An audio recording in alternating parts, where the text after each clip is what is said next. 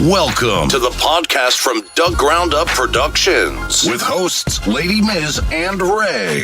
This is a universal platform, and there is nothing off limits. We talk about it all, and we keep it real. This is a no judgment zone, so come as you are. If you are a professional, entertainer, author, comedian, entrepreneur, or just someone who wants to get something off their chest, well, let your voice be heard here on From the Ground Up Productions. Sponsorship and other opportunities are available from the Ground Up Productions. Turning nothing into something. There's only one way to go from here. And now, here are your hosts, Lady Miz and Ray.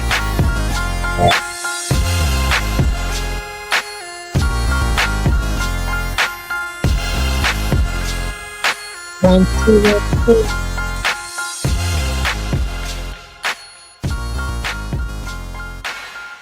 What's up? I hope y'all can hear me out there.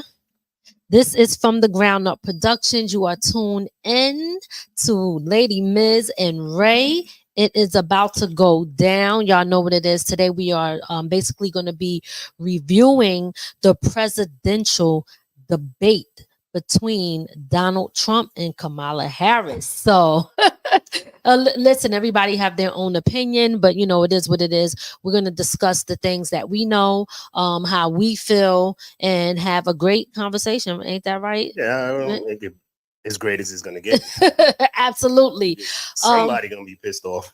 Listen, and that's okay too, because those things happen. But before we get started, again, I just want to remind y'all that this is From the Ground Up, the podcast. We do different shows under this production company.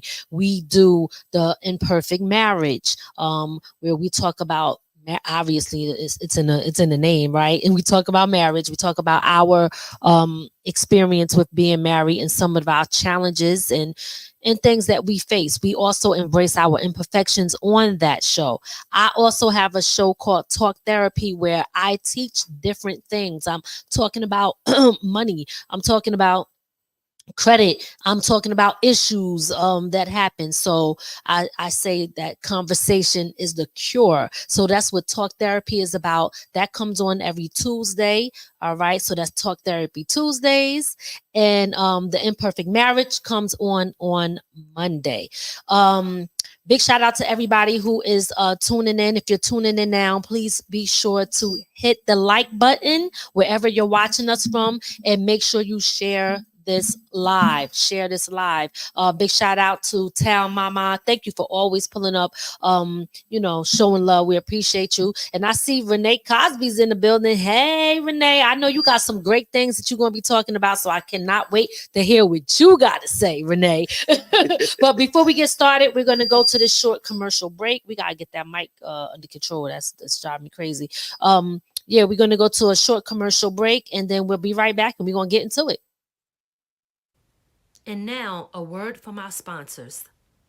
It's time to break the chains that has love broken. Remember falling in love? The time y'all spent together? And despite those tough times, or when you may have hurt your mate's soul, continue to fight for each other's love. Love is real and accomplishes amazing things. It brings joy, but can also be hurt. Hold on to that paradise within your hearts. It's time to fall in love again.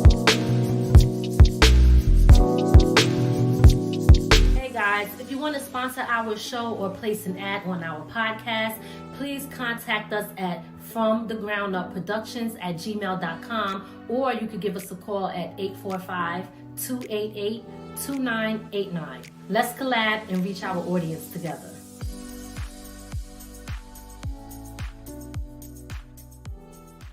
Check out the latest single from Mama There Goes That Band featuring Dezan, Rep, and Lady Miz, which is now streaming on all major platforms.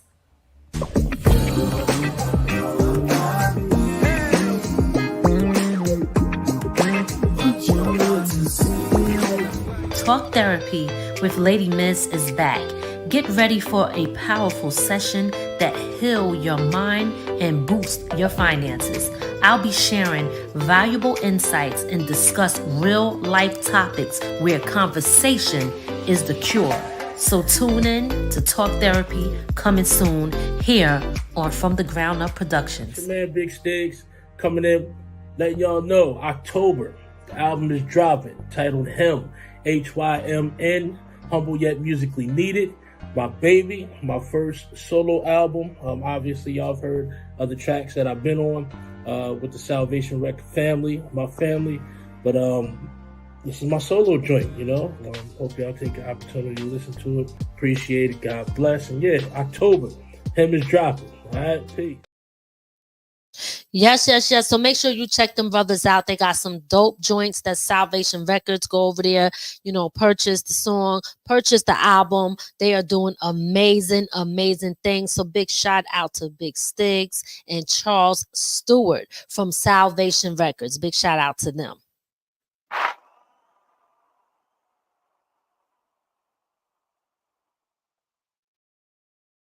So listen, y'all, look, let me just start by saying this. One of the things that I think we have to understand when it comes to voting and picking the candidate, right?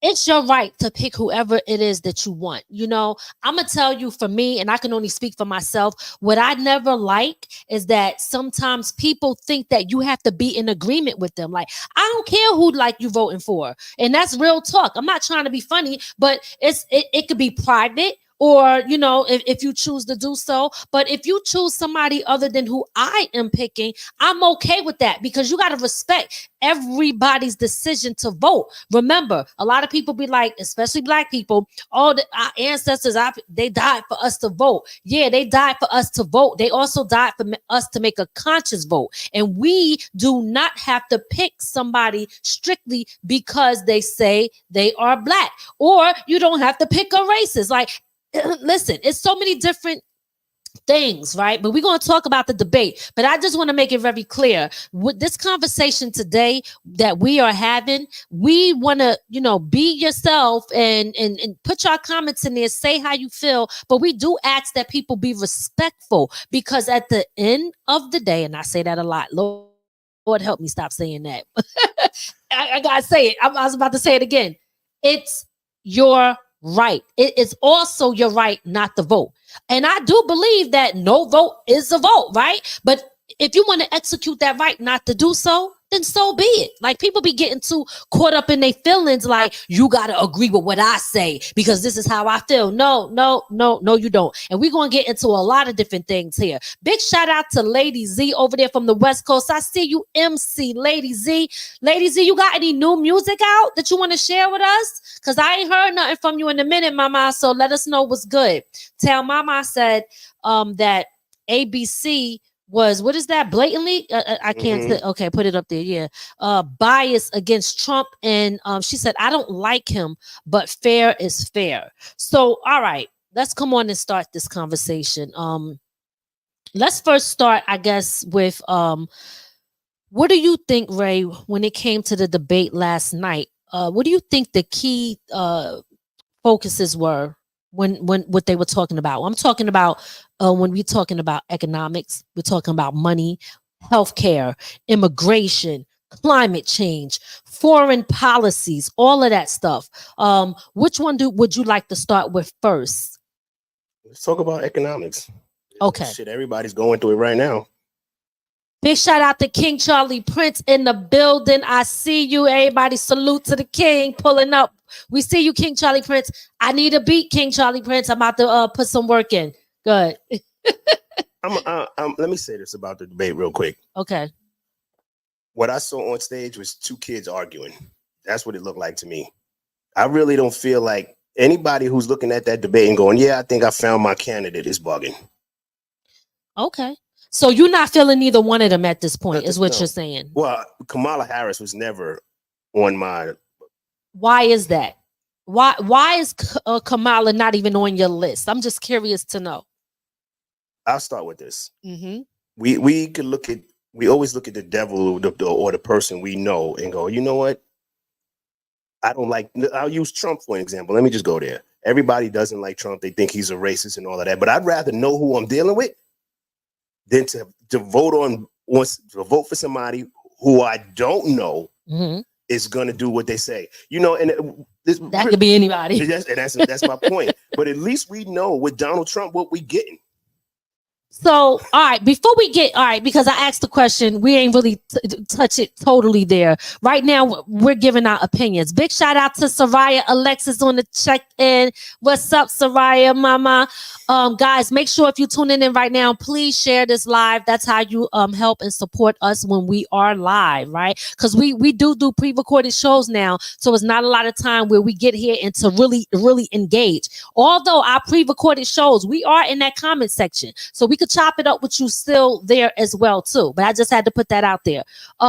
So we're talking about Kamala, and we're gonna touch on the different key points, the different policies and the differences in them, and who are they benefiting and things like that. But I guess we should just go ahead and get our personal issues out, how we feel about it out the way. Should we just go? Because you seem like you was going down that road. So why don't you go ahead and finish off?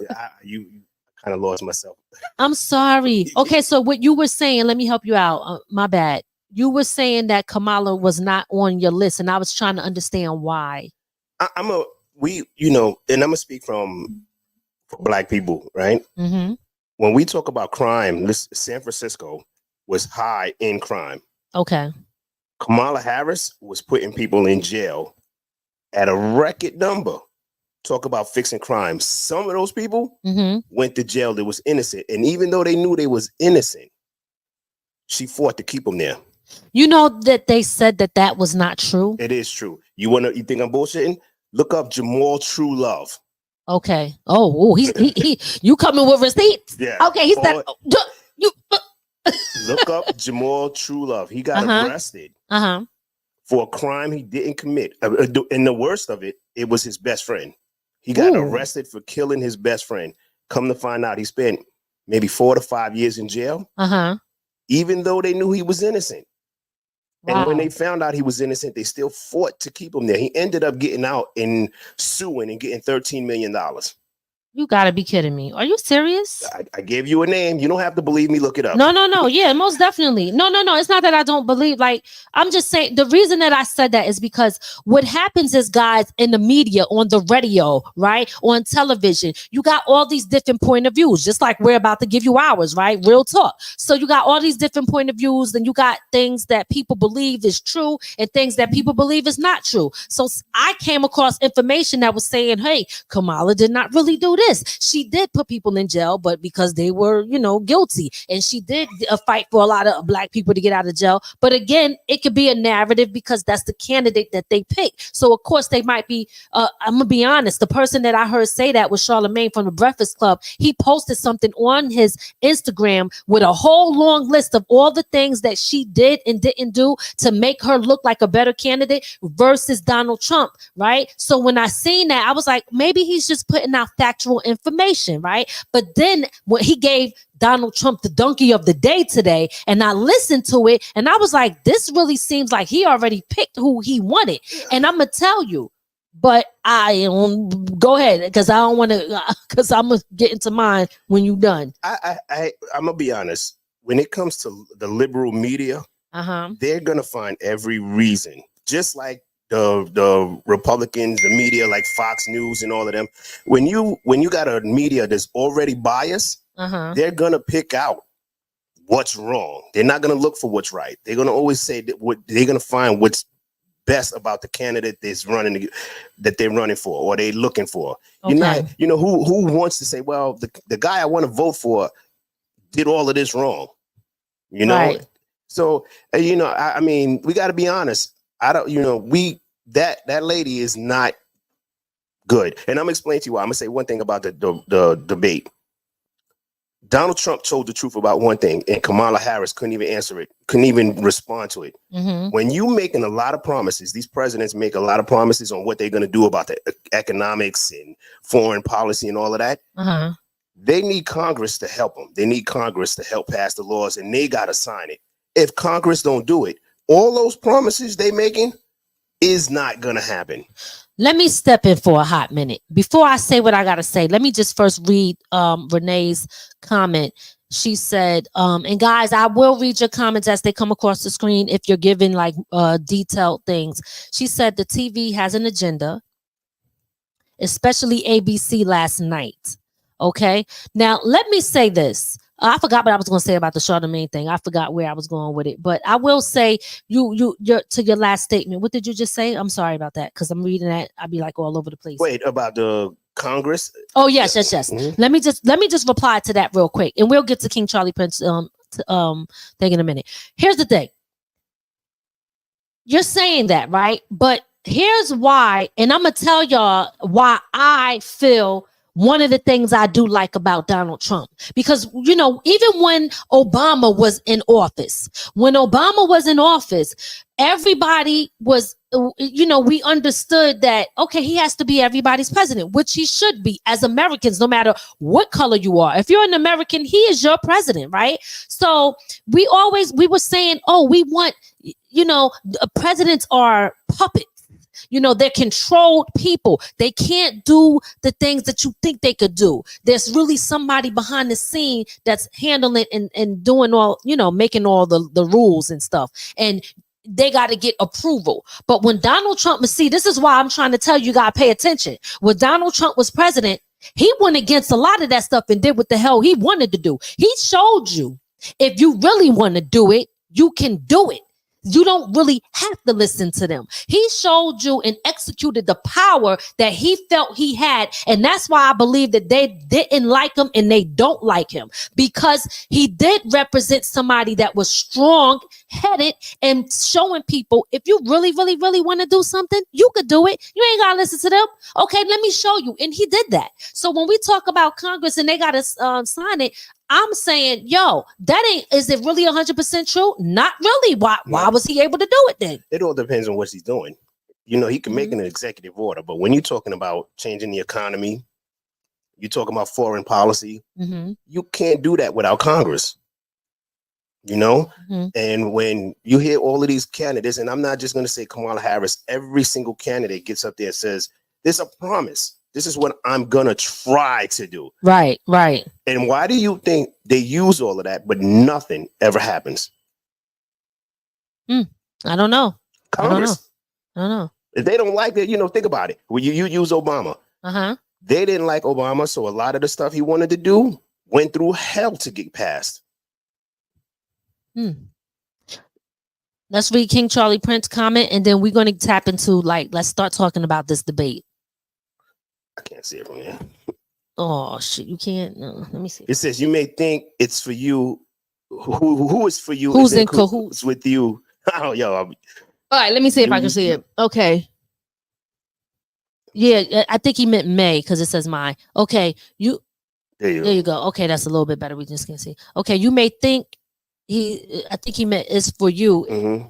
Is in cahoots with one who ain't for you. Oh, like your lawyer going against my lawyer but be at lunch. So basically what King Charlie Prince is saying, I know you had some typos there, but we figured it out. I think you text me that. Basically what he's saying is they sitting up there arguing back and forth at the end of the day, but behind closed doors, they dapping it up. But I'm going to be honest. I don't know if I know that is the case a lot, but with Donald Trump, I feel like it's really not. I think he be having real life live beef with them. From the way he be acting, I don't know. It be looking like it's totally real. Now, all right, here's the thing, guys. Let's do this. All right. Tell Mama, did I read a comment from her? We're going to do that and then we're going to get into it. She said that's why they had the press secretary do a lot of the lives when COVID started. Trump wasn't sticking to their script. Basically. So, all right, here we go, y'all. Let's first talk about the borders, right? Let's go ahead and jump into that real quick. Now, they were going back and forth. I'm going to tell you from what I heard. I did miss some of it, y'all. So there's some things that I did not get information on. I don't know if you did, but I missed some. But we're going to talk about the borders real quick because I think that, you know, this is important to talk about. Trump is saying Kamala is letting all types of people through all the damn borders different people, different criminals. Not saying that everybody is a criminal, but a lot of criminals are coming over. And and then on top of that, she's giving them money, giving them funding, giving, they getting more stuff than we get here as Americans. Meanwhile, our veterans is laying on the corner, is sleeping on the street, homeless. We got regular people out here starving. We got people that can't afford to pay their rent because things are too expensive. We got people that don't know how they're going to eat because they can't hold the job or whatever, because maybe AI, or I'm not against AI. I'm just saying the job is not doing that great with what's out there. People are struggling like hell because prices are rising and people can't afford things, and they're claiming they don't have money for stuff, but you seem to have money to give to immigrants that come across the border, and our tax dollars have to go towards paying for all of these free things for these people that come over here. I'm going to tell you, for me, I agree with Donald Trump on that. No, I get it, right? Let me first say, as a Black woman, before somebody even try to come for me, we didn't ask to be here. Okay? So let's start with that. But forget about all that, because we here, most of us was born here. So this is our country too. And let me say this. There's no way in hell that this country is taking care of everybody else rather than their own people that are here. So there's no way that we should have to be worried about more crime going up. We already got enough goddamn crime here. Nobody's saying that crime wasn't here before, but I'm just saying that it does look like it's getting worse. You can't tell me that you're giving them, people can't afford to buy homes. Interest rates are high, and you giving out $150,000, if it's true, allegedly, to them to purchase homes. You giving them all this free monthly money for them to survive, when people here can't they gotta give you their DNA to get $10 worth of food stamps to eat. Yeah, basically. What? Are you kidding me? I don't like that. I'm sorry. It doesn't have anything to do with I have anything against immigrants or Mexicans or whoever else is coming across the border. I'm just saying there's no damn way in hell that you're taking care of everybody else and not here. So what you're doing with the funding and the money is, to me, in my opinion, is going in the wrong place. So I do agree with Donald Trump on that. What's your stance on that, Ray? I would say I agree with Donald Trump on that too. All you got to do is look at Colorado. That the Venezuelan gangs that took over the whole community, a whole apartment complex. Mm-hmm. I was looking and I said this to you yesterday. I was looking at the video and I'm like, all right, these guys came across the border with no guns, mm-hmm. but the weapons they had in their hand looked like something out of the military. How do you know that? I looked at the video. I know what a military weapon looked like. No. I'm saying, how do you know that? Because you was in the military. Yeah, I'm saying. Yeah. But they were going into and they were breaking into people's houses, and they're extorting the neighborhood. And it's not just happening in Colorado; it's happening all over the country. Now, we're not saying, and I'm not saying they're the only reason for the crime, but let's be real: a whole neighborhood being taken over by a Venezuelan gang. How many people is coming across that border? What did they say the amount of people that was coming across that border? I think it said 11 million. 11 million. And last night, 11 million. How did they compare that to a city? What city did they compare that to? New York State. New York State. That's the amount of people of New York State. 11 million people. And you telling me not...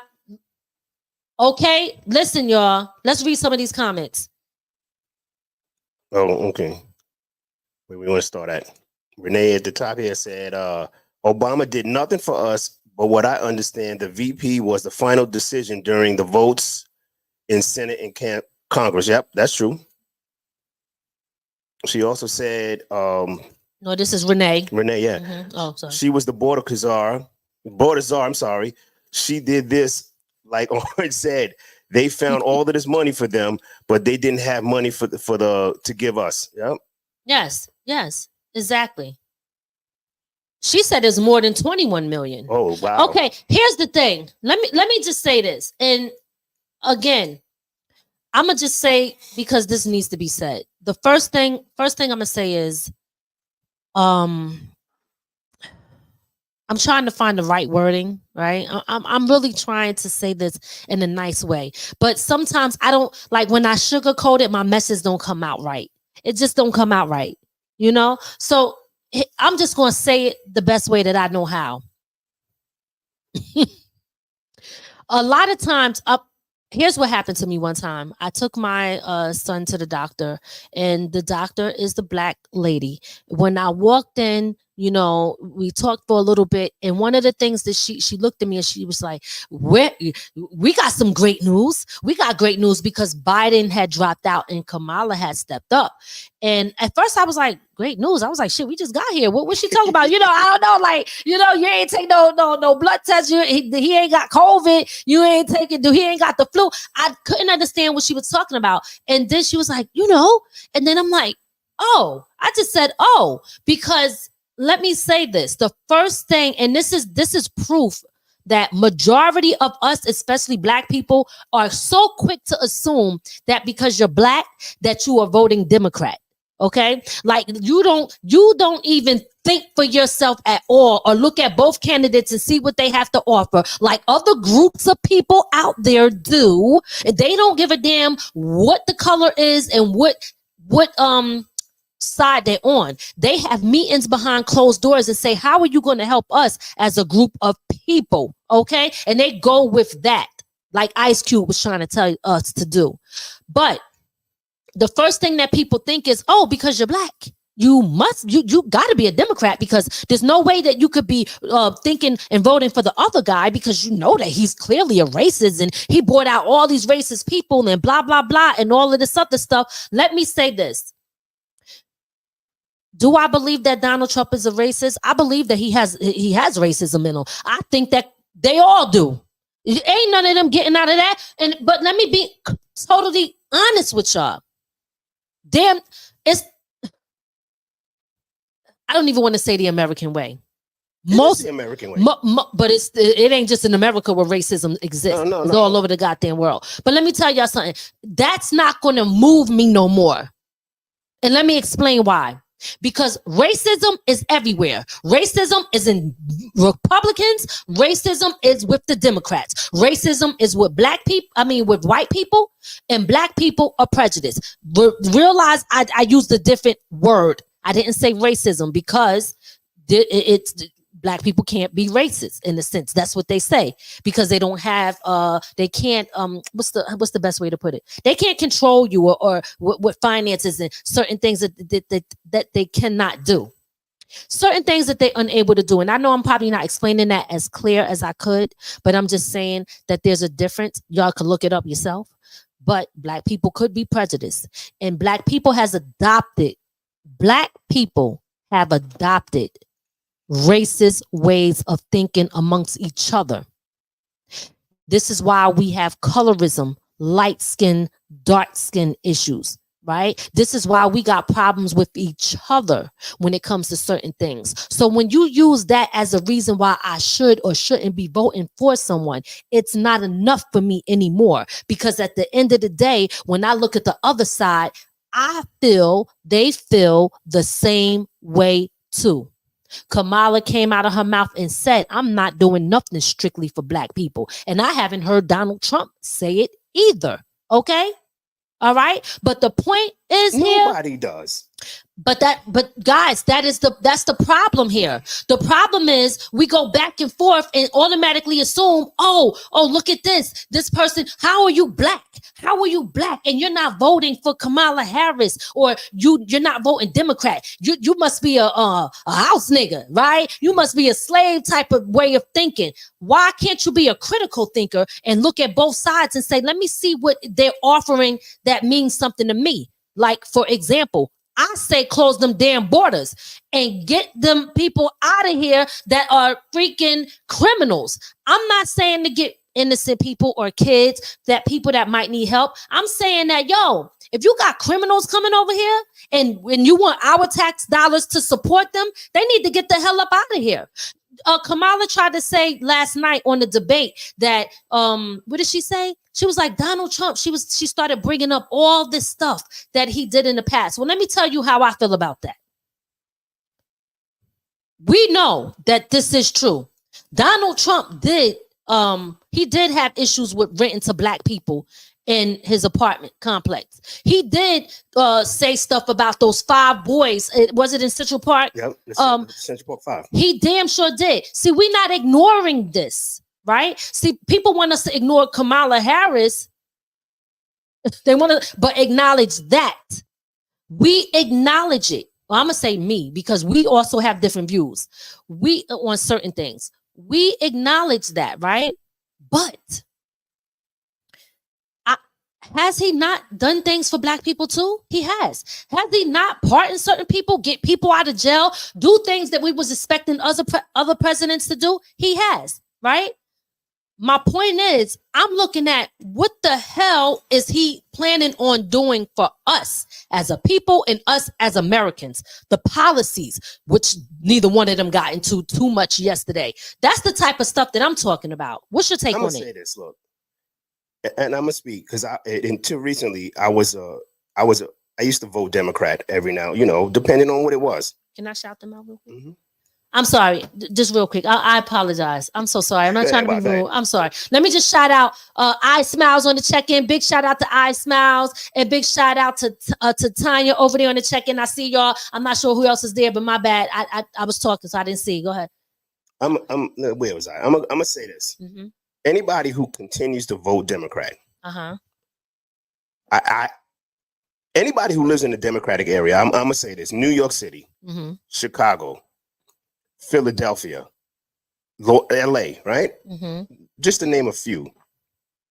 Those places are high in crime. Detroit. Ask yourself, who's the one running it? They always tell you every year, every time it's time to vote, vote for me, we're going to fix crime in this area, and it never happens. Right. And it's mostly run by Democrats. When you look at it, it's the Democratic cities that have the worst problems with crime. And black people still run out and vote for these same people who are not doing it. And then they complain that the crime is not getting fixed. Right. Right. Yeah, that's a problem. That is a problem, y'all. And this is what I'm talking about. Last night when they sat up there and they were going back and forth, I mean, some people said they didn't like it. I thought it was okay. It wasn't all that, but it was a great debate, in my opinion. But I do believe that they left out a lot of stuff. It was more about making the other person look bad, rather than what changes and what policies that they had set up. Hopefully on the next debate we can hear some of that, but I didn't hear a lot of what plans they had. They're not having another debate. Okay. You don't think so? They said that they would. I don't know. I didn't hear any type of plans that they had. I heard more of the finger pointing. But what I'm saying to people out there, first things first, us here as Americans, we got to ask ourselves, what is important to us and what are they offering us, right? And then we have to say, because again, I mean, I'm just trying to say it in the right way. You don't have to agree with me. Your situation might be different than mine. Meaning I'm gonna give you an example. This is probably the best way I could put it. Somebody might have, remember when somebody has student loan debt. And it was important for them, no matter what the situation was. They had a lot of student loan debt and they wanted to get rid of the student loan debt. So they voted for Biden, who said he was going to do something about student loan debt, right? Never happened. It did actually happen.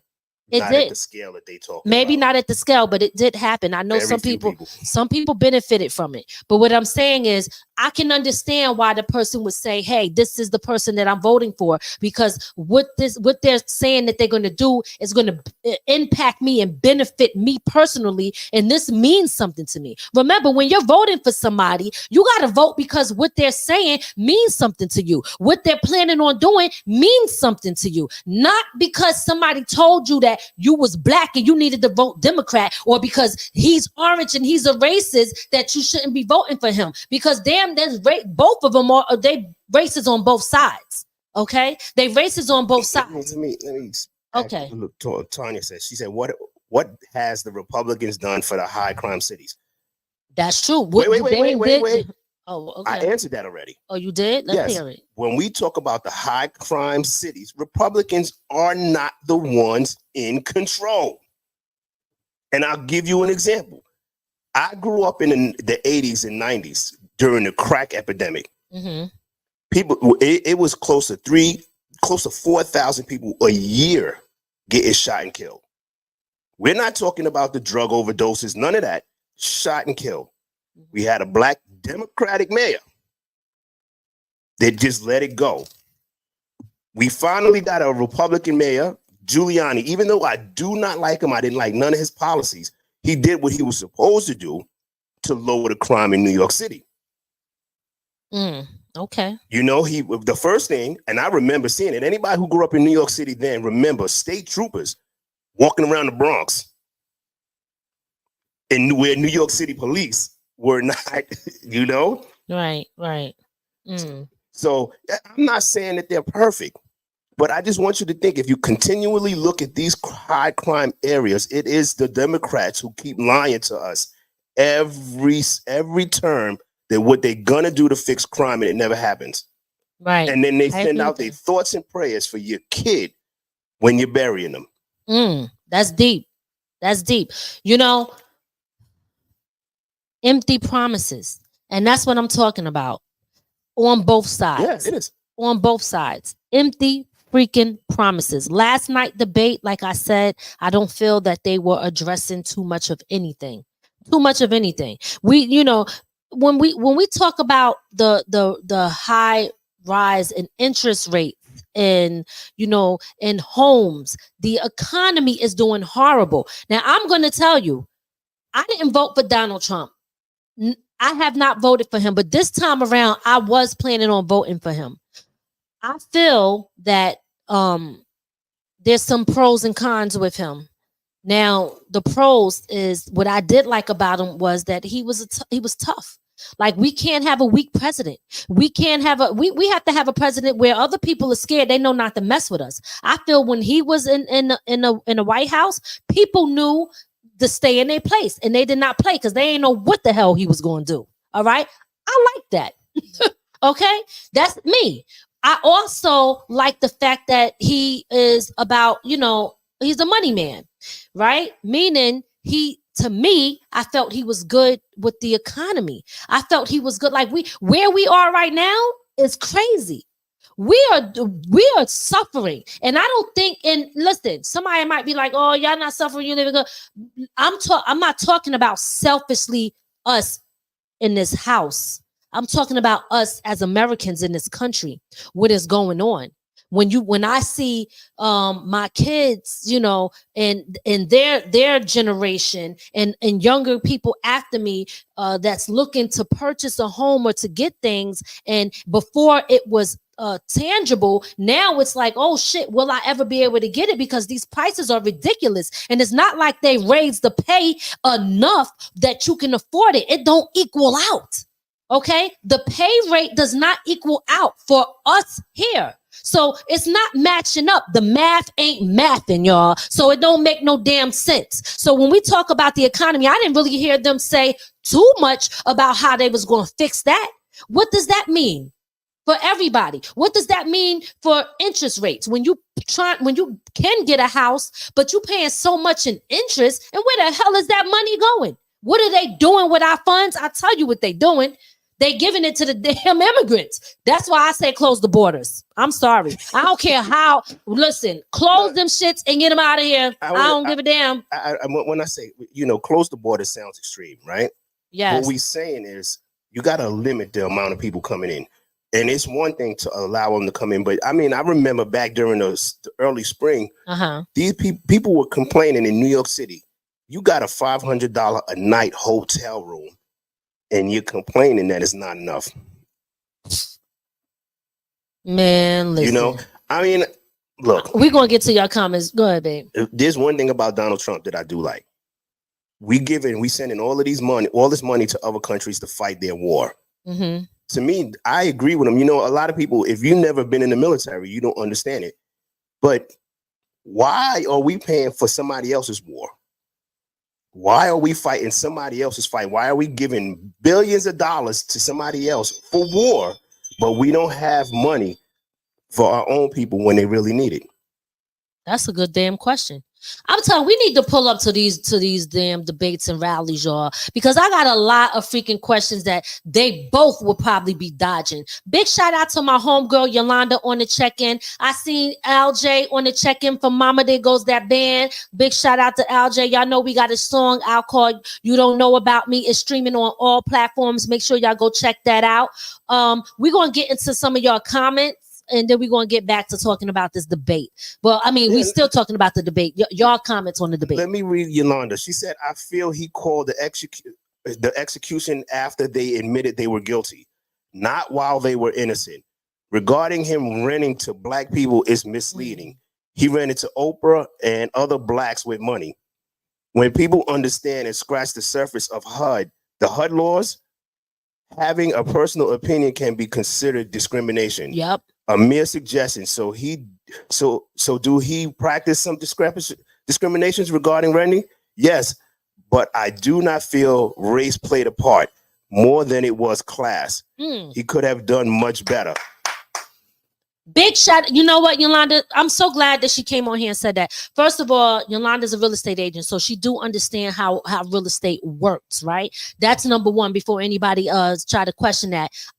Now, what I like about what Yolanda said was the fact that it's about class, right? See, sometimes we could get so caught up in this white and black thing that you don't understand the only color that really freaking matter is green, all right? Because there's poor white people too, y'all. Okay, it ain't just poor black people, and all black people ain't poor, and most black people got a lot of money. That's why you think they set up shop and put their businesses in black neighborhoods, because we are spenders, right? We are spenders. We're more consumers sometimes than we are producers, which we need to change. But don't be sleeping on our money because we got it, right? So Yolanda, thank you for that, because I think that that needed to be clear. What people don't understand is that, yes, there is some racism in people. That doesn't mean that every single decision that they make is racist. It could be fueled by something else. That's all I'm saying. I digress. Let me hear this. Tanya said, if you understand politics, you would have a better understanding of why we have to support the wars, and we're not the only country that support the wars of other countries. If we went to war, we will also need support. Yes. That is true. Yes. Ukraine ain't supporting us. Where in the world where Ukraine can barely support themselves? They're not supporting us. We're paying as well as other countries. But when you look at how much is being paid, the United States is paying damn near 70% of their war.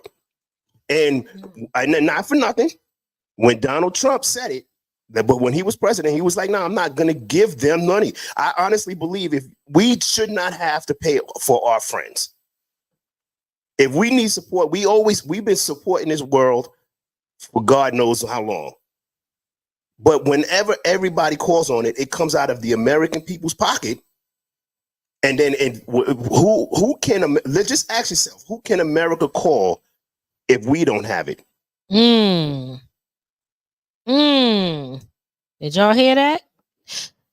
I want you to read. I seen something about dog eating a dog thing. Can you go to that comment, please? And while you're going to that, I got a couple of things I want to say.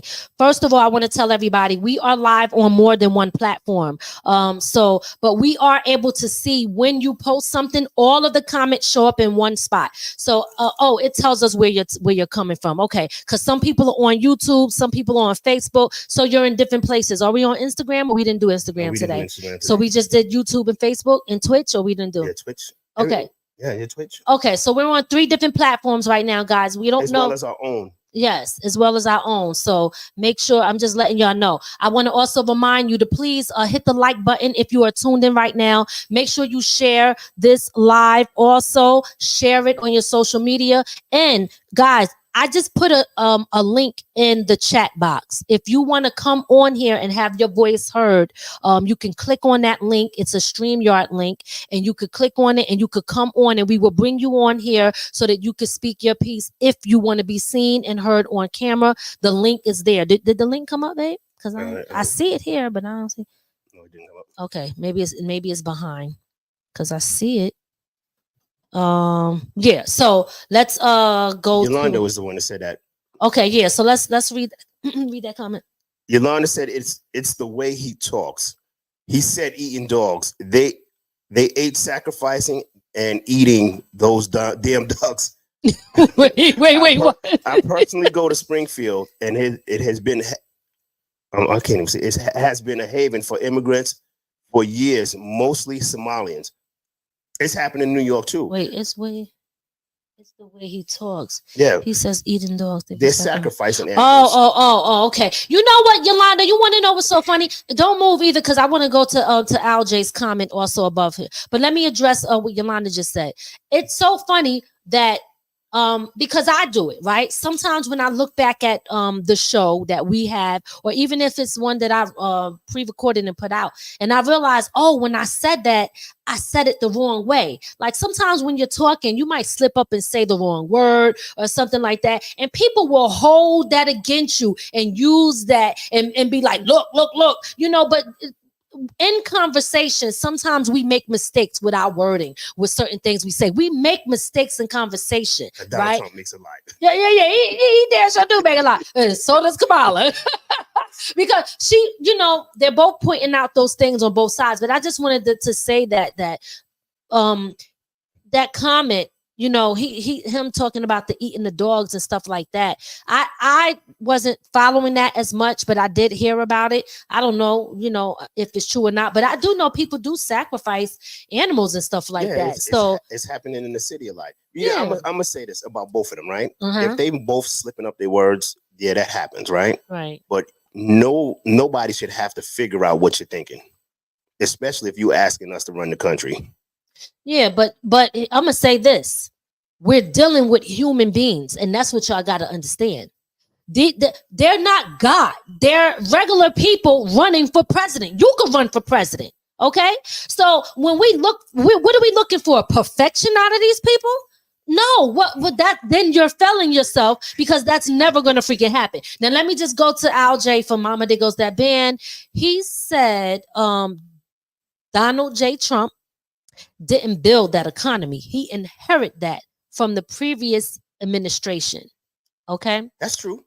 But, and I'm not saying that give it Donald Trump a whole lot of credit. Mm-hmm. Look at the economy now.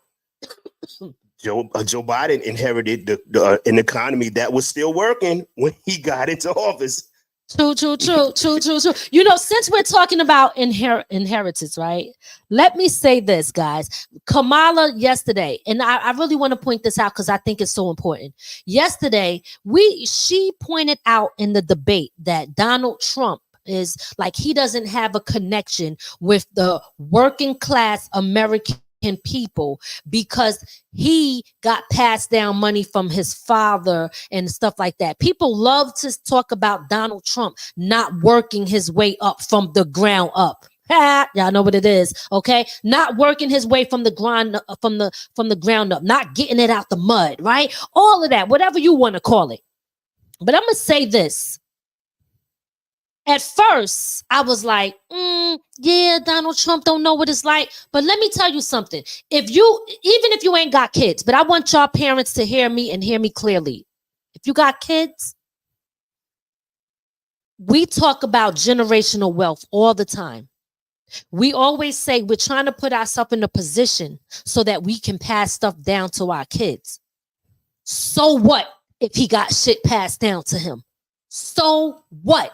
Isn't that what y'all all working for? Isn't that part of the freaking American dream? Isn't that what we say we want to do for our kids? So if our kids run for president, we supposed to shit on them because we was able to pass them down something? Forget it. I'm not letting nobody instill those jealous tendencies about what this man was able to get from his family. Now, granted, look, if he got it from slaves and they got it from off of the work of black people, I don't know how they got it, but that ain't right. And I would never applaud that. Hell no. But what I'm saying is, if that's not the case and they work hard for it and it was able to be passed down from his father to his son or whatever the case may be, that ain't enough for me to look at him funny. Okay? I'm applauding that, to be honest with you. See, and this is what I'm talking about being a critical thinker, not thinking like everybody else, not letting everybody's opinions on how everybody think we supposed to be thinking is gonna, that's not working for me no more. There was a point that I was Democrat to the fullest. And the truth of the matter is, when I was Democrat to the fullest, I put no thought into it. I always did vote Democrat. I put no thought into it. Okay? Now, I'm not saying that y'all are like this. I'm speaking for myself. I'm being honest. That's what I was taught, to always vote Democrat. I was always taught that the Democrats are for black people and the Republicans were not for black people. So when I didn't do my own research, like most people do or don't do sometimes, when I didn't do my own research, when I didn't study the individual, the candidate that was running, when I didn't understand the policies that were out there, if I went to go vote to exercise my right, I went with what I knew, which was minimum information, and that is ignorant. I'm telling you for myself. I'm speaking for myself. It's ignorant.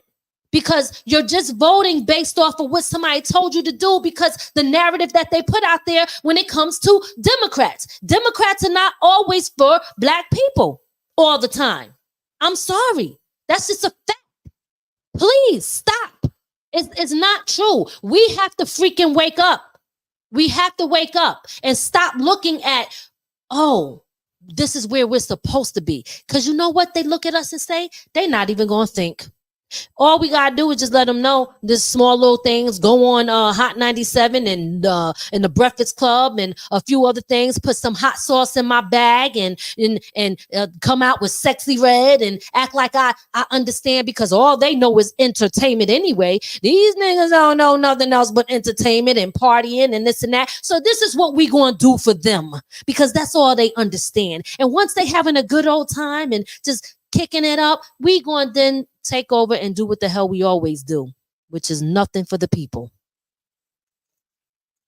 I'm gonna say this too. Another thing that when they first announced Kamala was gonna actually be on a ticket for the president, and 44,000 women came together in 90 minutes and came up with $1.5 million. That goes to show you what we can do if we decided to do that for our community. There you go. They found $1.5 million just so this lady could run for president. But we can't find enough money in our hoods to clean it up, to come together for better policing, to get rid of crime. And it's all for a woman to be president that really, and this is what people have to understand. The president does not really affect you locally. You need to focus more on your local than the president. That's true. But we run out here and quickly to go, this is my favorite guy. I want to vote for this person and that person and that person. When locally, all the laws and stuff that get done happen right in your own neighborhood. Deep. You're right, Ray. You're right. I agree with you 100%. You know, when we talk about, and let me say this, y'all. Now let's pivot over to talking about defunding the police. What you laughing at? A comment? Stupid. Huh? No, what you just said. Oh, because they were talking about that last night also on the debate too. And to be honest with you, I didn't know where neither one of them was coming from with that. Like, I don't know if you understood what their take was on it, but it just seemed like they was like, he's not defunding the police. He wants to take away this, and and I was like, okay, what are they saying? Like, I didn't understand neither one of their points. So I'm gonna give you mine. I used to think, somebody told me, right? A person that I used to be friends with was a police officer. And she said, listen, people don't understand what they are doing when they talk about defunding the police. She said, especially them kids in the inner cities, because what happens is when they defund, they are taking money out of the programs that they have for the kids to keep them off the streets. So that funding where they might have something, for the kids to keep them off the street. I don't know, whatever they got for them. Now they remove that. These kids don't have nothing to do. When they don't have nothing to do, they bored, and then they resort to crime or other things sometimes, not all. Right? So she was like, people got to be careful when they talk about defunding the police. Now, I'm going to tell you my take on what I feel when it comes to that. I think police officers, I do believe that we need them. I don't believe every cop is bad. I do believe there are some bad cops out there. Of course, there's some racist ass police officers out there. You have to be careful, okay? And there's racist judges and all of that. You have to be careful. But there's also bad criminals on the street as well. One thing that people, and we got to stop doing, is only focusing on one side, because there's two sides to everything. There's bad criminals in the street, and there's bad police officers. There's good people on the street, and there's good police officers. So it's not the uniform or the color or the title. It's the individual itself, the human being, the spirit in that body that's making that person do what they do. So a lot of times we get so caught up in, judging someone based off of their title, because that's how they got us thinking. And we do have to think outside of the box. We can't just let them program us into feeling a certain way without being a critical thinker and looking at both sides. At the end of the day, no, don't defund the police, but get the bad ones off of the force. Stop giving them second, third, and fourth chances to come back out and kill and shoot somebody else. Innocent people, kill innocent women. This is the type of things we need to be focused on. Stopping stuff like that. Not just totally taking things away, because if something goes wrong right now, I'm talking to everybody that's tuned in here. If something goes wrong right now in your house, would you call 911, or are you going to handle it yourself, or both? Because you probably going to call the cops. Yeah. Go ahead. What you got? I'm just saying, be careful. Be careful. You got to handle it yourself first, and then call the cops. However it is, but you still call them. And I say this, all right? That the whole defund the police is a Black Lives Matter thing, right? Fact of the matter, the real problem that they were having with police is because a lot of money was going to police to buy tanks, tank style of stuff to patrol the neighborhood. We're not, you don't need that kind of artillery to patrol people. We're not at war. And when you send that message that you're at war with the police, that's the same. When you looking at you driving down a tank, you see a tank driving down your street, or an artillery truck. What do you think you at? I'm at war with the police. Does it make it right? No. I think the biggest issue here is with police is fixing the immunity thing. Because as long as cops feel like they can shoot at will, and there's gonna be no consequence, then you're gonna always have issues. Okay. But defunding the police is stupid. That was, like I said, that was a Black Lives Matter thing, and we all know what happened with that. Okay. Let's read some of these comments, and we're gonna move on to the next part of comments you want to read. I think I seen something from King Charlie Prince. Yeah, the takeaway from the policy. He said you take the E from police and add a Y and you get policy. They want to keep us under statutory laws, which is statutory rape, which is controlled by the legislator. King Charlie Prince always got some riddle with his message. He always got, but you know what? Keep it coming, because a lot of that stuff do be making sense. Words mean something, right? Words definitely mean something. So thanks for that info, King Charlie Prince. Absolutely. You want to read a couple more? Yeah, Tanya said handle first and call police later. Yep.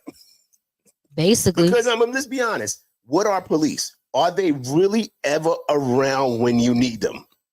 Police are investigators. They only come after the crime. Okay. All right. Here's the thing that and we get back to Democrats. When you look at, now, don't get me wrong, school shootings are bad. But most of the school shootings that they advertise on the news came from somebody who legally owned a weapon and their kid got a hold of it. Right? But what they're focused on now, Democrats, is making sure nobody has a weapon. And that's why I keep going back to the inner cities. If you have a city where you know everybody can be armed, you're less likely to have people running around shooting up the neighborhood like cowboys, when they know you never know who you running up on, who might be able to get you back. Or you might be running up on somebody else and somebody else be like, nah, we're not letting that happen. All the cities that have high crime also have the most strict gun laws. And explain why. So you telling me the gun laws, all these gun laws you're making aren't working. So why are you taking guns from people who are legally saying, you know what, I want to protect myself? Democrats are doing it. So to me, it almost seems like a conspiracy to keep crime in your neighborhood. Yeah, I definitely believe that they want to keep crime in the neighborhood. Let me tell y'all something how I feel about Democrats, okay? And again, I know somebody probably saying, "Oh, you just..." Listen, either side, both sides are messed up. So don't even get it twisted. I'm just pointing out things that I feel that I need to point out, right? Here's the thing. Democrats, you ever listen to or read the 48 Laws of Power? I believe it's either Law 11, where it's to stay in power, you got to keep people dependent on you. Okay? Look it up. Law 11, and then Law 40 something. It might be 43 in the 48 Laws of Power. The Democrats, they run off of that, y'all. And let me explain to you what I mean. I'm not never saying don't help people in need. I was a person who needed help plenty of times. There was a time when I was young, I had public assistance, I had food stamps, I had Section 8, I had all of that shit. Okay? Medicaid, and guess what? If they give me them food stamps, I'm damn sure gonna take them shit to get, but I can't get them. But check this out though. Here's the thing. What you have to be careful about with these Democrats is this. They love to keep saying that they're helping you, but they're not really helping.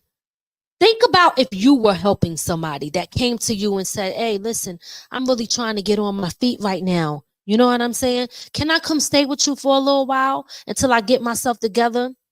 And you let them come stay, and they just chilling. They ain't doing nothing. They ain't working. They're not really helping themselves, but you're getting something right out of it, or whatever the case may be. And they could go get a job and work and make their own money and do their own thing. But if they do that, then they ain't gonna need you no more. But you need them to stay so that they can help you. Would you want them to later get a job and work and make money so that they could really get on their feet? I'm not saying that this is the case for everybody. This is probably a bad terminology to use, but I'm telling you to think differently about how the way they move. They want to keep you dependent upon them. So that is one way.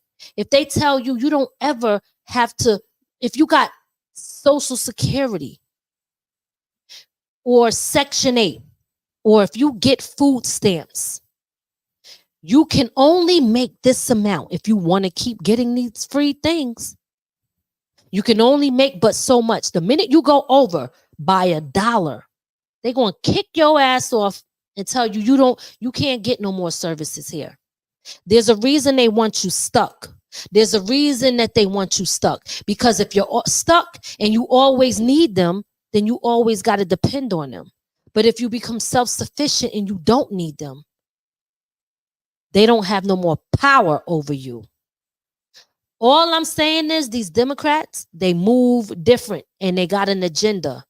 Law 48 laws, law 11 from the 48 laws of power. Search it up.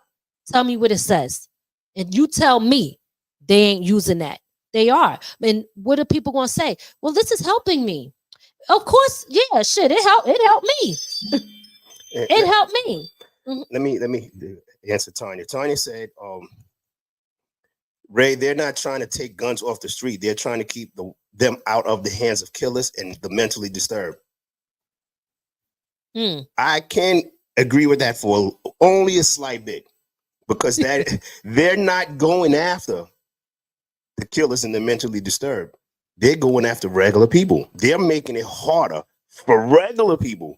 People who, if I come to you and I put everything on the table, I tell you, this is what my past, we went back 20 years. This is all I've been through. I want to own a gun to legally protect myself. Why make it hard for me? Because you said something before that made a lot of sense. They do all of that to citizens, American citizens, and all of that stuff. But the criminals don't give a damn about the law. They don't. And you said that. You was like, so you mean to tell me I can't have one, but they can? Because they don't really care about your damn laws. They going to get it anyway. I'm lucky that, and I didn't even think I was going to get mine. I actually got my permit and my license to carry. And as soon as I did, I went and got me a gun. Another one. I had guns before, but a pistol to carry. You know what I'm saying? It's just like I got a lot to learn about these different states when I'm moving around, but it wasn't easy. Let me tell you, and I'm going to be interviewing soon the guy. Big shout out to Shaka T. I'm going to be interviewing him on this show. I took his class. I had to take his class to get the gun license. So we're going to go and cover a lot of different material in reference to that. Things that you guys should know and be aware of if you're trying to apply or if you already have a pistol permit. But at the end of the day, let me tell you something. I went through, it was a lot. I waited a very long time. I had to write letters after letters, and I'm gonna be honest. The letters had to do with they're gonna run your prints. And let me just tell you, and I know I save it for the other show, but I'm gonna tell y'all this right now when it comes to these gun laws and stuff, and not even it's a part of the policy. Here's what I had to do. I had to write several letters, and these letters was me explaining every time I got arrested. Now, y'all probably, when I sound like a bad person, right? Because I had to write several. Yeah, I had to write over 20-something letters because I, was in and out of juvenile detention. I was in group homes. I went to jail. I had a lot of problems when I was growing up. So I went through a lot. I got arrested a lot. Cops called. Every time the cops is called, they got a record of it. And although they say they're going to seal it if you were underage, they got a record, y'all. There's a different type of fingerprint that they have that is separate from the regular one. And that's what I ended up finding out. See, I didn't know that. I was like, oh, I'm good. You know what I'm saying? And then next thing you know, it was like, nah, they said if you want to pay to get that extra one, then that one is more deeper. So when I paid everything, even when I was a juvenile kid, was on there. And what happens is if you don't tell them about it, and let's say you forgot, they use it against you and say, you You lying. You know how the insurance companies, if you want to get car insurance, they ask you if you had any accidents, right? Did you have any accidents? They know that if you had accidents or not, it's because they have the report once they put your information in the system. But the car insurance people, they ask you because they want to see if you're going to freaking lie. And if you lie, they either refuse insurance or they don't, they raise your rate and make it high. Because if you forget something, they say, oh, well, what happened in 2019? It says that you had, why the F you asked me if you already knew? You see what I'm saying? It's a lot of games. They play a lot of games. And a lot of this sometimes is unfair because you could have just forgotten about it. You know, you could have just forgot. I know you want to get to the comments. I want to just respond to Yolanda. She said, I disagree because the criminals are getting them illegal. Exactly. So yeah, that's the law. That's where you should be putting all your energy to and not changing the laws so that regular people make it harder for them to get it. Right. See, Yolanda, the thing is, these criminals, right? They, like you said, they are getting them illegally. But they don't give a damn about the law. They don't care about the law. So now, while they are walking around with a gun, the person trying to do it right is getting hell because they can't get a gun because of all of the different obstacles they put in your way as a citizen to be able to get a gun. They put you through hell. Meanwhile, the criminals got it. That's what the point that we're trying to make here. Oh, this is long. What's Okay, so Yolanda said Donald Trump brought up last night, Ohio went more liberal than we expected regarding abortion. That law passed is terrible. They disguise it as women's rights. Ooh, this is good to talk about. That law took the rights out of the parents' hands. It's sick. It's a sick law that allows children to make their own choice regarding gender modification, medication. I took my 12-year-old to the doctor and they would not tell me anything about my daughter without her consent. Ooh, thank you, Yolanda. That actually was on my list. Leave her comment up there for a minute because we got a lot to address on that. Oh, ooh, woo, woo, woo. What? You see that right there? All right, you can leave it there. All right. Oh, that is blocking me? Oh. Well, put it up. Let me do a little bit at a time. Let me do a little bit at a time. Okay, so let's first talk about the abortions, right? Because that's another thing they were going back and forth on last night. Kamala, Donald Trump, back and forth on, she's about women's rights. I'm all for women's rights. I am 100% for women's rights. She says, no, Donald Trump says that they are saying they could just kill the baby at 9 months. I don't really know if that's true. See, this is the part where I'm like, I don't know, Donald Trump. I think you exaggerated. Yeah, you exaggerated. I can't see how they could 9 months the baby could be born to kill it. Oh, you do? Yeah, it was something that was said like in 2009. A politician said it that if a baby is born in 9 months and it's sick or it's terminally ill, during an abortion, you can give it an abortion to kill it then. But it's not like that don't even sound right to me. I'm gonna be honest. It doesn't at all. Regardless. But that's let God do what he do. That was what he was referring to. Oh, okay. Okay. See, I didn't know that. So back to Yolanda's statement about, I can see it from here, about abortions.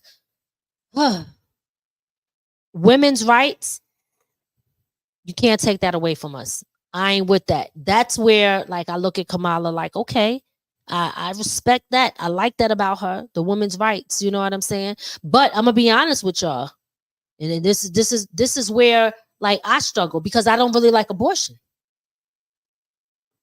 I don't. So I believe in women's rights, but I don't like abortions. You see what I'm saying? You see how individuals, how we could be, how we could feel one way and think another way, and it might be different than what you think. That's how I feel, y'all, and that's my right to feel that way. Now we want when she let's talk about the gender modification. Let's talk about this, and hopefully we don't get shut down. I ain't with it. I'm gonna be honest. If you want to be like that, however you want to be, that is your choice. I don't feel we have a right to tell somebody what and who they want to be. But I don't believe, in my opinion, when it comes to kids, you should allow your child to do that when they have not fully developed yet mentally. Kids can't even buy liquor. Kids can't even do certain things until they're 21, but you want to let them, come on, man. Big shout out to the rapper Bizzle. Y'all got to check him out. What's the name of this? The two songs? I love them songs. Oh, he talk about that. One is Poppin', and the other one is oh man, I gotta pull it up. He talks about that in his song. He says it like he can't even pick his bedtime, but he could pick his gender. Bamboozled. Mm-hmm. Okay. Listen, you can't pick your bedtime, but you could pick your gender. Okay. I don't think it. What? That is It's crazy. That's in anybody promoting that. Like, yo, you can promote what you want to promote. I wouldn't be promoting that. Like, yo, if you want to do that when you get older and stuff like that, then that's fine. But I'm just curious as to why the hell would these politicians and these other people be okay with it? It makes me feel like they're all sick, weird people that will allow their kids to do stuff like that. No, your kids shouldn't be doing it. Let your kid get to the... Can they get a tattoo without you? Can they go into the club without you? Can they buy liquor without you? Can they buy cigarettes? All these different things, but you could do that. Like, come on, man. Please, y'all got to think about that. Something's up with that. There's something behind why they allowing this stuff. And now the other thing that Yolanda was talking about, as far as her kids, taking her kids to the doctor, and they won't even tell her nothing. As the guardian, as the parent, they won't even tell her anything unless the child give consent. When did the shit turn? You know how freaking this is the shit that we got to stop, y'all. This is why I'm with Donald Trump on that one too, because ain't no damn way in the hell you gonna tell me that my child have more rights than I do as a parent. I'm the one taking care of the kid. The kid is my kid, and you telling me that you can't tell me, but you want me to pay that bill though. That's when you want to come to me. That's when you want to talk to me then, when I got to pay that damn medical bill. But other than that, you ain't trying to go ahead with that bullshit. Tell you, and this is why I say to you right now, the president don't mean shit. Obviously, in Ohio, that's local shit. And that's where, people who didn't get out to do what they were supposed to do to make sure something like that didn't happen. Right. Didn't have nothing to do with the president. You didn't do what you were supposed to do when it came to voting for local laws and paying attention to what's going on in your own neighborhood. Instead, you're looking at CNN instead of ABC. well, listen, ABC's messing up. No, I'm just saying. We all got our local news. Look at your local news and see what's going on. Yes. But we paying attention to MSNBC, Fox News, CNN. They don't give a damn. They're telling you your world stuff.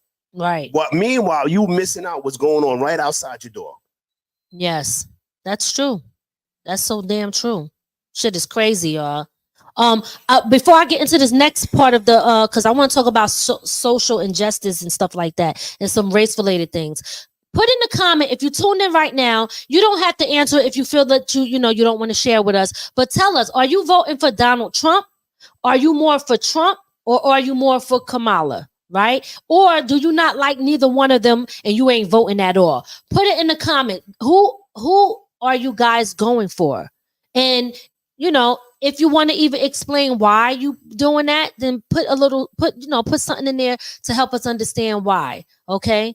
Drowning in Music said Trump. All right. Okay. If you want to put why you voting for Trump, put it in there, because we would like to know.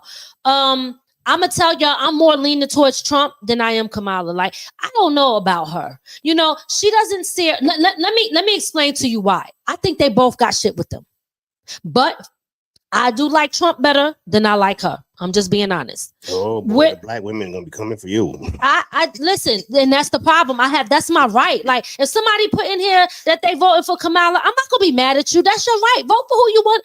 Yo, I ain't gonna lie. Back before, when I didn't like Trump and I was like, oh, this guy's a complete racist, and I was driving, I would see Trump signs, and that stuff used to bother me. It don't bother me no more. Like, because I have grown to understand, like, yo, we as Americans, we have rights, right? That's their right to pick whoever they want, to stand with who they want. I cannot be mad at that. If you like Kamala and you have good reason for it, then vote for her. You should do that. Okay. Just like if I want to vote for Trump, that's what I most likely will be doing. But I'm going to tell you why. Another reason why I don't like her like that is because she doesn't come off as sincere. She is too damn fake to me. She's too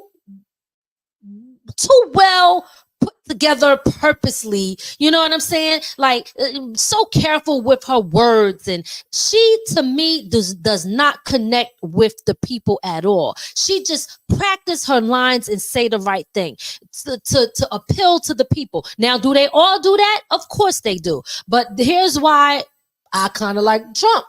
Because he don't give a damn what he gonna say. Although some shit he be saying, we be like, oh, come on, you wildin'. That shit is bullshit too. Like, let's agree. You know it is true. But at the end of the day, he's his damn self. We know that that's Trump. She's fake. Y'all know fake ones when you see it. She ain't real, y'all. She ain't real. I'm telling you, when I look, I be like, nah, yo, all this shit is bullshit. When I look at him, I be like, he don't give a he telling you exactly what it is, and mistakes and all. With the mistakes and all, and that's why, y'all, I like her. Now, let's get into those comments. Did anybody? Oh, they put in who they voting for. Let's see what they say. Tanya said Kamala all day. Kamala, okay, all right, you're right. Get it. Let me see. That's just the only two people that said anything right now about. No, Renee. Where you see that at? I see she put KH, Kamala Harris, but no, she said Kamala Harris had things she could have done before now. You know what Donald Trump said yesterday on the debate that I agree with? If Kamala's like, Joe Biden did such a great job. He was like, if she did such a great job, then what do you need to fix then? Like your math ain't mapping. What do you have to fix if he does if he did such a great job, what the hell do you need to be fixing? And if she is the vice president, he's like, why she wasn't doing it before? You know what I'm saying? You've been in the office with him. First of all, I don't even know where the hell she been, because I haven't seen her since they said that she was going to be running. I ain't know where. I forgot she was the vice president. But the whole point is, it's true. Like, when you think about it, if you was going to do all these things, how come you was in office too? What's up? I'm not falling for the banana in the tailpipe bullshit. Said, how can you vote for someone who has 32 convictions? I don't give a damn about them convictions. See, that's what I'm trying to tell you, Tanya. Big shout out to Tanya. You know I got bad love for you, sis. Do your thing. Vote for Kamala if that's what you want to do. I don't care about his convictions. That's the thing. Sometimes we get for me, I'm not getting too wrapped up into somebody's personal stuff. You understand? Like, it's like when Bill Clinton got his penis sucked. You think I give a damn about his penis sucked? He's the only one that got caught. They all did. Yo, I don't care about that. What he's doing in this bathroom, I don't care. I'm gonna say okay. This. So I'm sorry. No. Go ahead. No, I was gonna say this about the 32 convictions.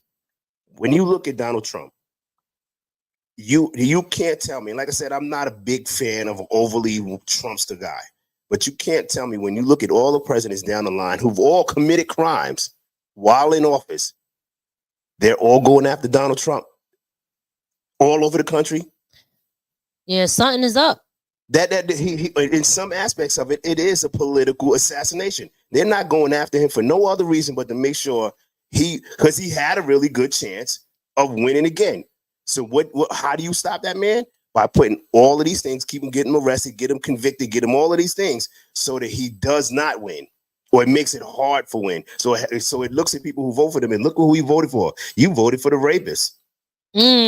Somebody go back up, because somebody was calling him a racist. Can you scroll back up? And matter of fact, we're going to go through these comments. But that's a good point you made there, right? Oh, snap. Okay. So Trump is who? I can't even see that. Cam Research. Trump is a racist, fraudster, grifter who is only running to stay out of jail.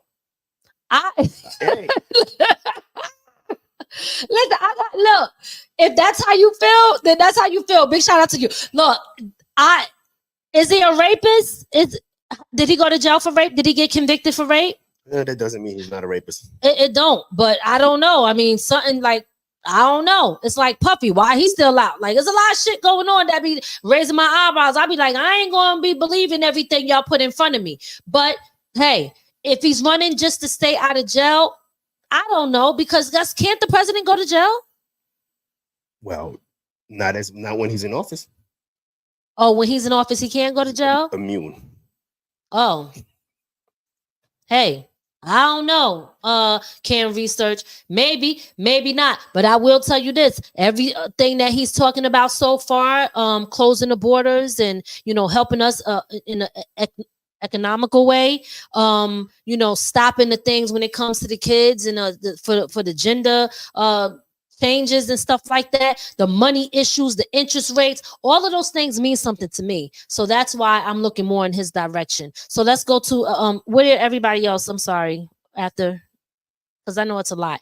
We're going to breeze through these comments, go through each one where they're getting more. Tony says she is, speaking about Kamala Harris, she is a very educated Black woman, and she has been in the game for years. What do the Donald know about law and politics? He will destroy this country. I don't know. When I hear that. All right, he was president before. Yeah. I was just about to say that. He was president before, and it looks like we're still good. Financially, was interest rates this high? Did we have all these problems we have now? Were we having all these issues with the war and all of this money that was going over there? Like, I don't know. Was the borders the way that they are with the people coming in and more crime going up? I can't say that that's 100% true, but I will say, Donald Trump, yeah, he got some shit with him. Like, he do, we ain't gonna act like that don't exist. He does. They all do. Yeah, he does. He got some shit with him.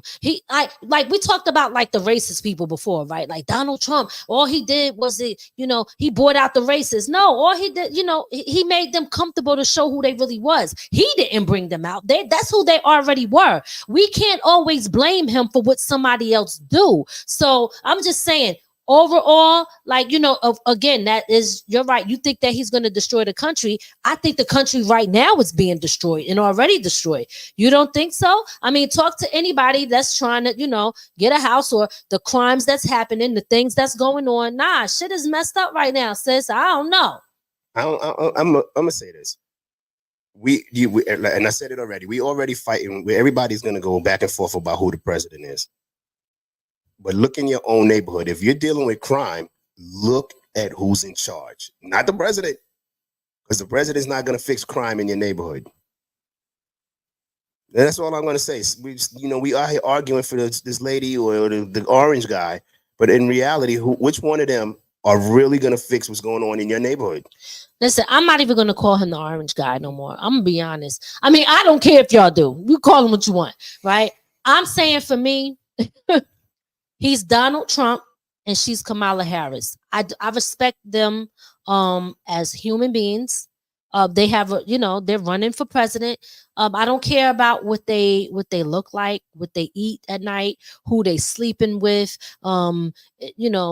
Like they be talking about Trump with the taxes and all that. Yeah, I don't believe that the rich should be getting rich and the poor should be getting poor. The middle class suffer. We're middle class. We're suffering, right? Because we don't get approved for shit because we make too much money and then we can't get no damn help, right? So we're the ones that be really going through it. And what did they say they was going to do? Wipe out the middle class. Wipe out the middle class, which is what they are doing right now. This is why the things are the way that they are at the present time. Wiping out the middle class. But I got a question to everybody, including you. My question is, and I promise we're going to get to the comments. I said that. When it comes to both of the presidents, what do you think either one of their approach was or would be beneficial to a certain group of demographics, a certain group of people? Did they say that they were going to be doing something to help somebody specifically? What exactly are the policies that they have and that's out there that's actually going to help someone? That's what we need to be talking about. Who's going to be impacted more by their plans that they have for the American people. Who is going to be impacted more? I need everybody to think about that for a second, because I believe that's just as important to be thinking about when you are making your decision. Can we get to those? Unless you want No. Where do you want to go to? No. Do you have a statement, a comment to that? No, I'm just saying, when these policies that they all saying, and nobody was honestly. We all could say what we gonna do. They all could. I mean, I'm gonna be honest. Trump really didn't say any policies. Everything he said was concept, right? And he was working on. So there weren't no real policies coming from him. I can hear you. I'm gonna take this off for a minute. I hope this does it. This shit is hurting. It's hurting my ears, but you can hear me, right? Mm-hmm. Okay. So if there's an issue, let me know. In my head, I have to take that off. All right, so let's go up. Let's talk. You want to start from the bottom and go up, or we just come back down? Okay. So now we strictly focusing on your comments right now, because I do want to. I want to know what y'all think. Tony said, so it's cool for Donald. It should be cool for Diddy. It's not cool for Donald. I don't think so. Yeah, it's not cool for neither one of them, Tanya. I never said that it was okay. If he did something, yeah, he should pay the price. Just like Diddy should pay the price if he did something as well. What I'm saying is, let them sort that out. Like I'm telling you for myself, I'm not too concerned about that, because listen, ain't none of us perfect, right? I'm sure if I ran for president, if you ran for president, you telling me you don't think that they gonna find something about us that we did before that's probably not good. I ain't saying we want no shit like that, but I'm just saying I'm sure that they're gonna find something, or dig up something, or turn something into something bigger that is not. Like, if he smacked a girl on the ass or grabbed the ass, like, that's violating, and it ain't right, and it is a form of sexual harassment, right? Is it that serious where I'm like, he can't be president? No, I don't think so. You know what I'm saying? What? You think he could? Yeah, you think he shouldn't be if he did that? He running around grabbing ass. I don't grab know. Him by the. Let me say this. Grab him by the. Two people. This comment is followed up with another comment. Okay. They said Cam Research said Trump killed the border bill that would have actually solved the issue with funding and agents. Drowning Music responded. Drowning Music. Excuse me. Do you realize drowning in music? Said, do you realize that border bill had a bunch of pork in the bill, added crap that wasn't even dedicated to the border. That's why he killed the bill. No, I don't know. What does he mean that they had a bunch of pork in the bill? Explain that to me, because I don't know. I wish you guys could come on. Y'all want to come on? I'm explaining it to you. Okay. Pork barrel. That's a term that Congress use when they add in stuff that don't have nothing to do with the bill, but they want to get it passed. So they add stuff in there. It's like maybe let's say somebody. I'll use Ohio since we talk about it. There's a senator in Ohio that wants a little something in the bill, so they'll add that to the border bill, but it don't have nothing to do with the border. Oh, okay. In order to get that person's vote. Right. Okay. All right, so that's good, because I didn't know that, and thanks for bringing that up. What was that, Cam? What's his name? Drowning in Music. Oh, Drowning in Music. Yeah. Big shout out to him, and big shout out to Cam. We definitely appreciate your feedback, and actually big shout out to all of y'all that's letting us know where y'all coming from, how you feel, who you voting for. Tanya said he took down the Capitol and made us look weak and a joke to the other countries. Let's be honest. We could add Donald Trump to that. We're not going to leave Donald Trump out of that. But when I was actually watching it, as it was happening, there were people in that building, police officers, senators, that were working in that building that also helped some of them people through the building. So we could blame Donald Trump all we want, but there were a lot of people who made it through that building with help. Let me say this, though. Donald Trump did say things to put the fuel and to light that fire in them and to do that. So he is partially responsible for how those people were acting and some of the things they did, and he's wrong for that. See, we have to call a spade a spade. I don't care if I say, hey, I might be voting for him because of these are the things that I agree with, that, that he is doing, that's what I'm riding with. That's how I feel. But we have to be honest on both sides. A lot of times if somebody is a diehard Kamala fan, you can't close your eyes to certain things about her. The same thing with us. We can't, whoever we going for, we can't close our eyes. I know you said you undecided right now. I'm not voting for Kamala. I might not do either one. I might look at who I'm voting for locally, and whoever the president is the president. Okay. And his right. But what I'm saying is that if you do choose to vote for a president, don't close your eyes to the pros and the cons for each candidate. That's all I'm saying. Because a lot of times we do that. Okay. What am I reading here? This one here. Trump got Melania and Einstein visual. Then also the Alta family here. Trump doesn't care about the U.S. Trump is asking Johnson for a government shutdown to help his election campaign. Hey, he's cheating. Okay. Listen, I think they cheat on both sides, though. I mean, hey, I don't know. I mean, how do we know that that's 100% true? And it could be. I'm not saying that it's not. I'm just saying, I don't know. Well, yeah, I'm gonna tell you. Tanya said the truest statement: we are screwed regardless. People of color. It doesn't matter who's in that office. It ain't none of them helping us. We're still gonna have the highest crimes in our neighborhoods.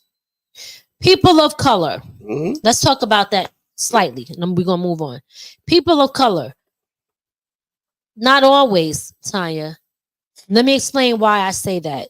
Black people, yes, screwed. Not people of color, because Indians are people of color, because some Asians are people of color, because, like, you know what I'm saying? What I'm trying to say here is that certain people get certain passes, and who is overlooked more than anybody else is Black Americans. Okay?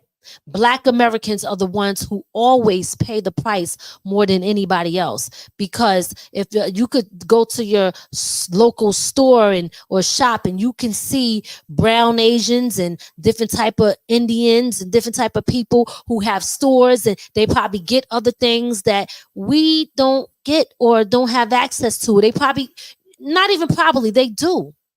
And I'm not going to get into that, but I know why. I know why. I'll get into it. Oh, you gonna get into it? Oh, I ain't want to get that deep with my Dr. Claude Anderson Powernomics book, y'all, that y'all should be reading. But go ahead. Black people should know one thing about themselves. We spend $1 trillion. We put $1 trillion into this economy. Mm-hmm. When you look at what we put into the economy and you put it around based on the world, Black people rank in the top 20 in wealth in the world combined. That's how much we put into the economy, but we have money. We just putting it in the wrong places. Fancy cars, the Jordans, Gucci. If we started taking our money and keeping it in our neighborhood, or keeping it amongst, and I'm not saying, we make sure it cycles with us a few times before it goes out, it would be a different story. Think about it. I'm gonna say this. And I'm gonna use this. I said it before. I grew up in the era where crack was on it. These guys was making millions of dollars a year selling drugs. Mm-hmm. None of them bought a building. None of them did anything with that money that would say, you know what, this is mine. But they were dying on the blocks that they didn't own. Millions of dollars. I'm saying that we all know this. Some of these guys were making $300,000 to $400,000 a day selling drugs, but didn't buy shit that was valuable that could keep them where they could, you know what, I don't need to do this anymore. All the buildings, and I grew up in the Bronx where most of that shit was burned down. You mean to tell me all that money, you couldn't buy one of those buildings, two of those buildings? Let me say this to you. Big up, what's up, Michelle? We see you in the check-in. How you doing, sis? Let me say this to you. It's sad. That is very sad. Sad. And let me explain.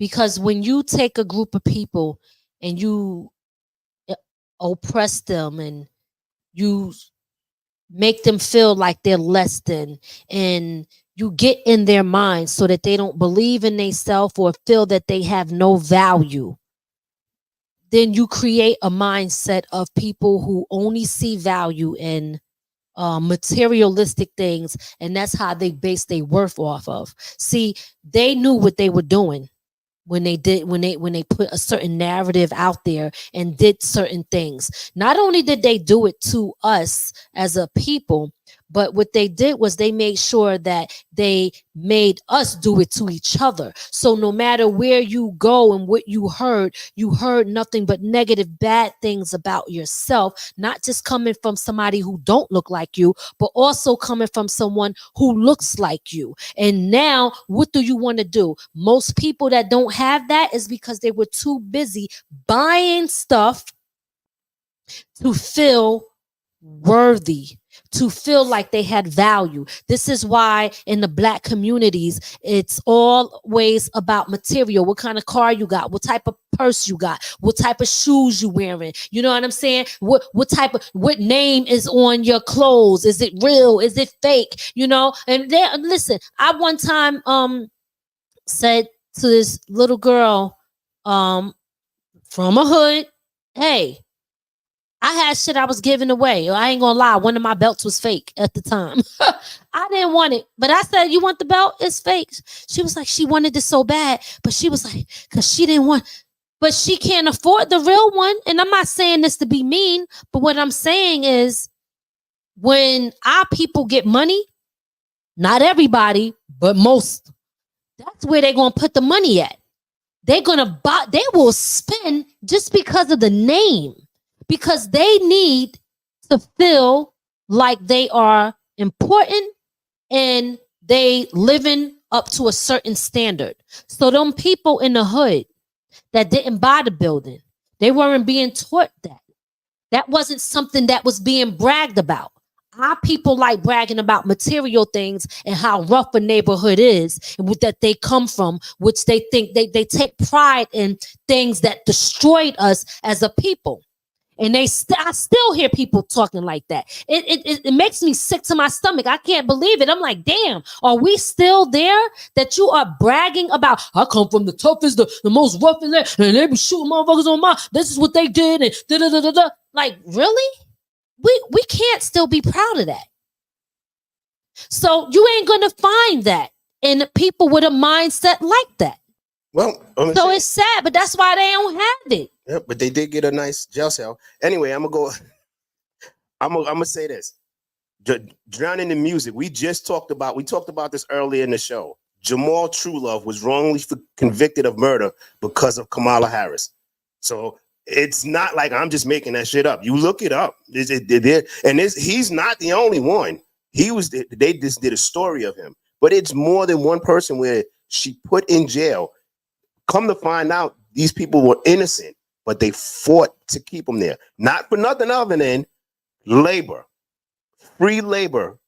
So, you know, I'm not saying, you know what, we gotta actually stop acting like we looking at Donald Trump and all his wrong things. But this lady's not perfect. And we can't give her a pass. So let Cam research, which is fine. Okay. Like I said, even in the show, I just wanted to make it very clear that if we disagree, that's okay. I still respect you. I hope you respect us for our opinions, because it's our right to pick who we want to pick. But we could talk about all of like the bad things. What is it that you actually like about her policies that you feel that you would benefit from Kamala Harris? I know you're talking about the things that people say she didn't do and all of that stuff. And, you know, you are seem to be voting for her, which is cool. But tell me what you feel that she would be doing that you would benefit from. You gonna read some more comments? Tiny says, "Sis, I was riding with Mr. New York until I realized he put money to take down the Central Park 5. I am with New York City. They brought him in the world and they're taking him out." Oh my God. Taya's a gangster over there, man. I don't know. Oh, somebody help me, Jesus. Help me, please. Help me, please. I know Michelle has said something up there and we didn't get to it. I wanted to see because, oh man, what did she say? She said something. There she goes. There we go. Yes. I think dictatorship, right? Okay. She said, "I want a president, not a dictatorship. He's going to take away affirmative action and civil rights." Not for nothing, they're already doing that. Yeah, the Supreme Court is already doing that without the help of Donald Trump. Yeah, that's a fact. And you know what, Michelle, here's the thing with that. So, scarcity. A lot of times they be like, this is what he going to do. This is what he going to do, right? He going to take this away.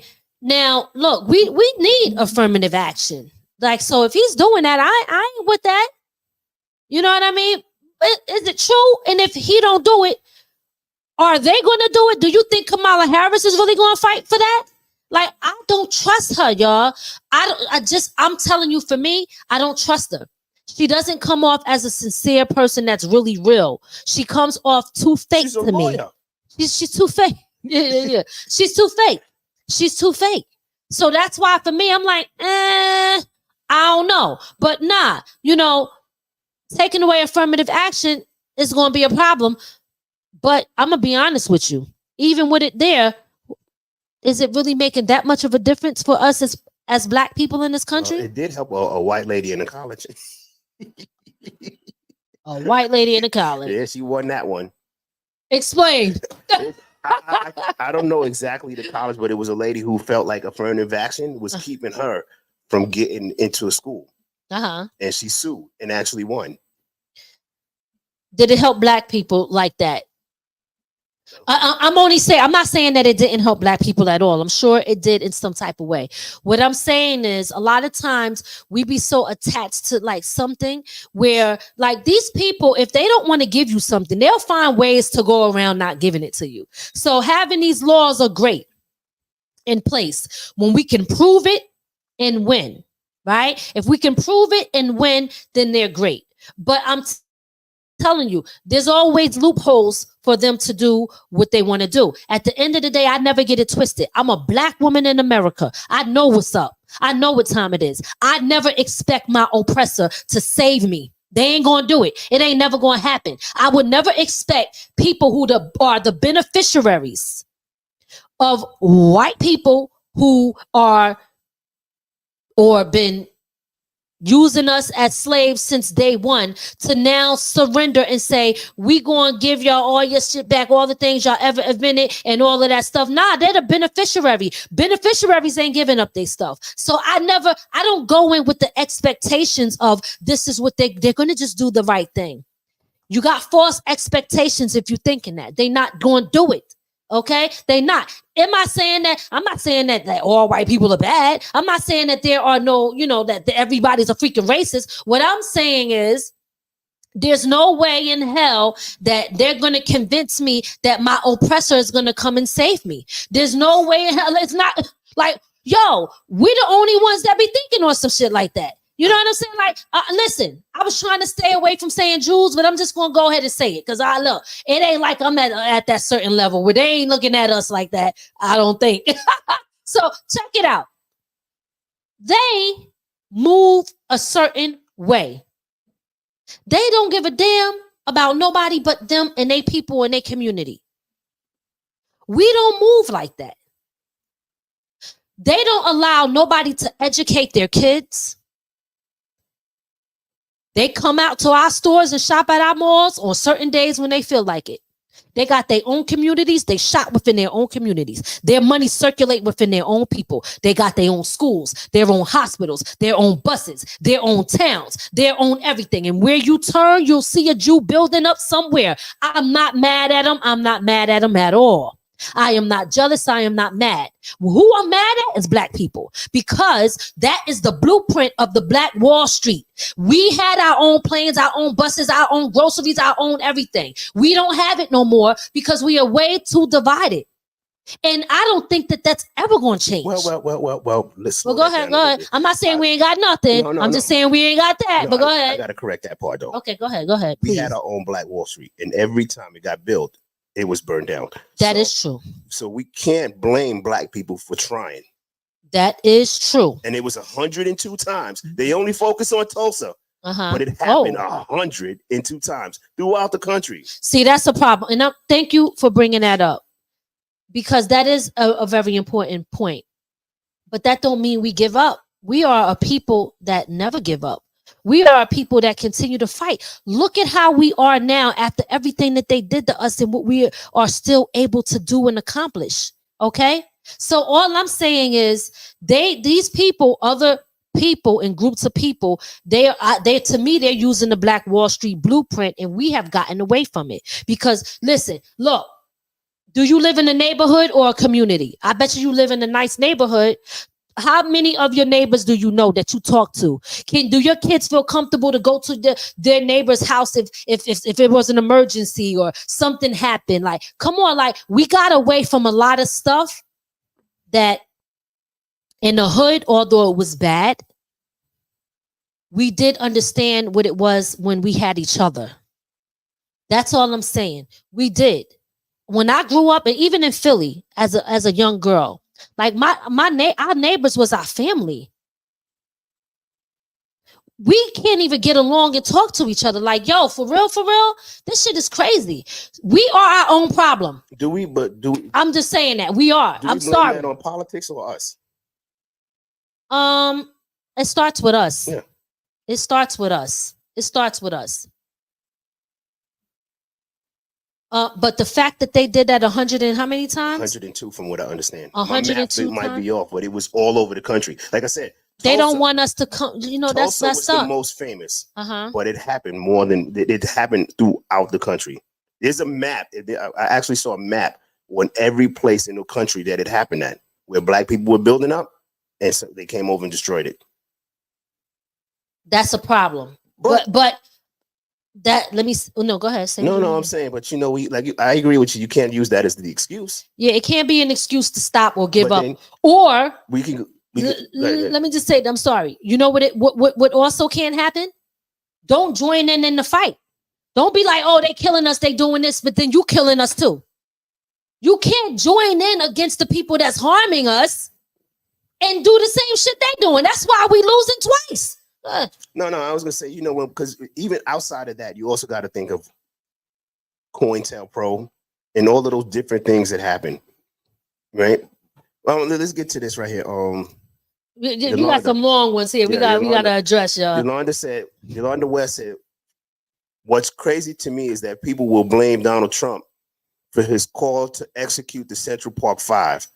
Where is the blame for the DA, the parents that told them to say they were guilty? That was a heinous crime. She lost over 85% of her blood in her body and repeatedly raped and beaten.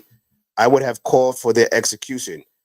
It is ironic, I'm sorry, that to me that people would blame the man who had nothing to do with the confession and was under the assumption they were all guilty." I think, and maybe I'm wrong about this, Yolanda, but I think part of that was the disagreement with Donald Trump was, after they found out they were innocent and they were awarded the money, he didn't think that they deserved it. And that is a problem. Yeah, that's a big problem. That is a problem. I mean, I agree with what Yolanda is saying on that, because everybody want to take all of the blame and put it on Donald Trump. Oh, this is what he did. This is what he did. Trump. And she's right. You're forgetting about everybody else that was involved in the situation, as if like he was the judge, the jury, and everybody. Nah. Yeah. But I understand the other. See, and this is what I'm saying. You got to understand both sides to it too, because if they was known to be innocent and he had some type of power or money behind making sure, although they were proven innocent, to bring them down, that what was that fueled by? Why was he doing that? Was it out of being a racist? Like, what was the reason that he was doing that? That is something to think about. You know what I mean? And like I said, at this point, I'm somewhat more for Donald Trump than anybody else, but I'm not going to ignore that shit. I can't ignore it as a black woman. I just can't, because I got black kids. Where we gonna go here? Tanya said it took better. If we took better care of us and our people, we would be better off. Our people get money and do nothing to lift our communities. First, also taking us down, which is true. Versus also taking. You know what? Also, Tanya, it's funny you say that, because we talk about reparations a lot. And speaking of these two. Go ahead, finish. Oh, speaking of these two candidates, Donald Trump and Kamala. When I say we talk about reparations a lot, I'm talking about us people, black people, and it's crazy how they fight so hard to not give it to us, although they give it to everybody else. They fight so hard not to give it to us. But the truth of the matter is, I'm going to say this shit, and I know a lot of people ain't going to like it, but I'm going to say it anyway. If they gave reparations to black people, it wouldn't make no damn difference, and it wouldn't change black people's situation, in my opinion. Why? Because we have poor spending habits, and all we would do is spend it outside of our community with everybody else, and they will get the money right the hell back. And I hope that people get mad and prove me wrong. Wouldn't that be a reason to give it to them? Yeah, it would be, but they probably afraid that it's too many people getting woke. You scroll down, so it's a lot of woke people out there too, so they don't know. They like, should we not? I don't know. They can't trust it. That's all I'm saying. Big shout out to Louis Seward on the check-in and Calvin Smith on the check-in. I don't know how long y'all been here. We've been going in, but what did Louis say? Louis say, "How are you supporting Trump? I'm disappointed." Louis, see, explain why you disappointed. You see what I'm saying? Louis thinks he's mad, or how am I supporting Trump? Why are you upset? First of all, if you was around, you would understand that regardless of who I pick, as I stated earlier in the show, it's my right to pick who I want, just like it's your right to pick who you want. The problem with us is we think that immediately, as soon as we disagree with each other, that person becomes your enemy, or that you're mad at that person, and it starts a beef or a war. We don't have to war. We can have a conversation, because you might enlighten me on some stuff, and I might enlighten you on some stuff, and then we could go do our own research like we should be doing, not just taking the word of somebody else and seeing what is it and the reason why we are picking the candidate that we're picking, right? And understanding. I already stated why I like Trump over Kamala. I'll say it again for you if you was not here, okay? I like Trump because I'm with closing them damn borders. I am with that a lot for many reasons. First of all our damn money, and we're taxpayer, is going to these immigrants, and there are a lot of criminals coming over here, and they are giving a lot of money to them. Meanwhile, our veterans and our American people are over here struggling and can't afford shit with high interest rates and all these different things going on. That's why I'm supporting him, because I believe that he would be able to fix that, and he would, because he's passionate about it. I know that he ain't with them coming over here like that. And when he was president and he was in office, yes, he did a lot of shit that I did not like, and there was a lot of racist shit that was raising eyebrows. I am not closing my eyes to that. I'm not. But what I'm telling you is, when it came to that other stuff, it was this country first. He ain't out there giving everybody else, all these other countries, money and all of this stuff. It was about taking care of here. So that's what I'm about. Why? I'm looking at other people here, and I'm like, yeah, nah, yo, if you can't get that and you feel that it's not tangible, or you can't reach your goal because of the prices and the economic went to shit in America, and he gonna fix it, yes. Kamala is a gatekeeper. Kamala, in my opinion, is she following the law, the 48 laws of power, law 11, where you don't be self-sufficient so you can keep depending on them, so they can stay in control. I don't trust her. I don't believe that when she talks, she's real. I think she's full of shit. That's why, Lewis. They both are full of shit. Yeah, that is true to a certain extent. And I say that because, like I said earlier, they can all tell us what they promise to do. But if you don't have a Congress or a House that can help you, shit ain't happening. Right. It's not gonna happen. So people are getting worked up about how. I'm gonna be honest. We had, what's this, 46 presidents, right? How has it benefited anybody in America where the middle class, we still now talking about helping the middle class since I was in the Navy 20 years ago? Ain't gonna happen. It has not happened. But you gotta help. We keep running out voting them because with the hope, oh yeah, they're gonna fix the interest rates and help middle class. And what happened to interest rates this year? Went up. How did you help the middle class with trying to buy a house with interest rates are going up? It's not working. Right. It's fake. All of this is fake. All that debate, it's all fake because nobody can do anything without the help of the Congress and the House. To a certain extent. Okay. Tanya, she said we took back. Let's go through those. I'm sorry. Let's catch up. We took better care of our people. Tanya Johnson said, if we took better care of our people, I think we got I think we read that. If we took better care of us and our people, we would be better off.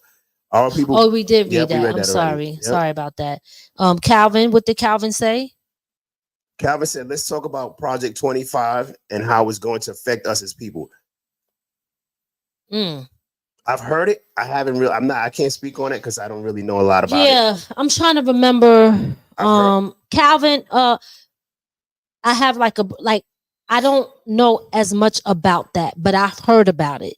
So we do have to look into that because from what I remember, it is very serious. And supposedly it's a lot of things that's going to be affecting, especially us as Black people, that Project 25. But the question is, I seen some documents circulating around on social media about that. I have to find it. But the only thing that I say to that is I have to see if that stuff is really true. Is it really true, or because see, in today's time, you don't know what the hell is true. People be making up all types of bullshit. It's documents. True, but I'm gonna be honest. From what I heard Trump say about it, is that he hasn't been, how you say it. He hasn't been 100% sure or accurate. I don't know the word to use, but he hasn't stood by saying yes or no that he would support Project 2025. Because at one time he said, no, I'm not supporting it. But his vice president does. Oh, okay. So, he's stepping on the line with that. We gotta watch out for that. Tanya says she's still waiting on her 40 acres and a mule. Okay. No, Tanya said, oh, what is that about the Russians? Drowning in music. You see that? Wait, who's getting BBLs? Wait, what's going on? About where we spend our money. Okay. You way out there. Sorry, no, because the comments are coming in and they're coming in a lot. So I'm sorry. I thought you was gonna put stars next to the ones we need to go back to. Let me see this one. Drowning in Music said Biden-Harris administration stopped the Keystone Pipeline, but gave the go-ahead to Russia to do their pipeline. How does that make sense? Biden. Wait. Go back to that. What did he say? Because I want to. Keystone Pipeline. They've been fighting about this pipeline for the longest, so that it supposedly gets gas across the country easier and cheaper. Hey, sorry. That's an issue. when we talk about that, because we didn't get into, which I'm not going to sit here and act like I am that educated in this area when it comes to that, when it comes to the fracking and all that stuff. I don't know if you can shed some light on that, because you was in the military, so you know way more about fracking. You don't know nothing about fracking. I know. Let me. What I understand about fracking is they digging in sand and turn it into fuel. Okay. But from what I understand, it also causes all kinds of cancer and all of that. No That's different than anything else that we do. Really? You mean you ask me if you want to fix anything? Fix the food. That's a fact. So listen, drowning the music. That's a good point. I can't really really speak on that as much because I don't have that much information on it. I just know a little bit, and I don't think it's enough for me to talk on. But I am going to do some research on that, because that's important, you know. Lewis responded to you. He said, "Do you think Trump is real?" Well, is he fake? You mean because I said Kamala Harris is fake? Do I think Trump is real? No, I think that they're both they're politicians and they both lie. Okay, Lewis, both of them lie. Okay, let's get that fact out there. I am not 100% Trump, but I'm more Trump than I am Kamala. That's just me. Okay. Kamala, I don't really see, like, she goes, "Oh, us as American people, we got to get back." But what are you doing? What are you gonna do? Like that? She ain't saying nothing that have moved me. I don't know what you heard her say. You know, you might have heard something where you like, you know what, this move, it didn't move me. So yeah, is he real? I tell you what, Kamala is very careful, okay, with what she say. Very well thought and planned out. Donald Trump speak his mind. I'd rather have a person keep it real and speak their mind than somebody playing with me in my face. This is what I'm saying. That's why when I made that statement about real and fake, you know, Donald Trump got some shit with him. We ain't gonna act like he don't. He do. Let's go back to the. Drowning the Music said 11.8 billion barrels of oil in Anwar, Alaska, and the Biden-Harris administration isn't tapping into that resource. Wow, that's news to me. I didn't know that. No, I didn't know that either. So see, thank you, Drowning the Music. You putting us on. This is why this is important. I love the people that tune into the show, because you guys bring value here and you also bring information. Always do your own research though, but this is great to know, because these are the things we got to talk about and look into. These are the things that are important if it's important to you. Tanya said they haven't done anything since they freed the slaves.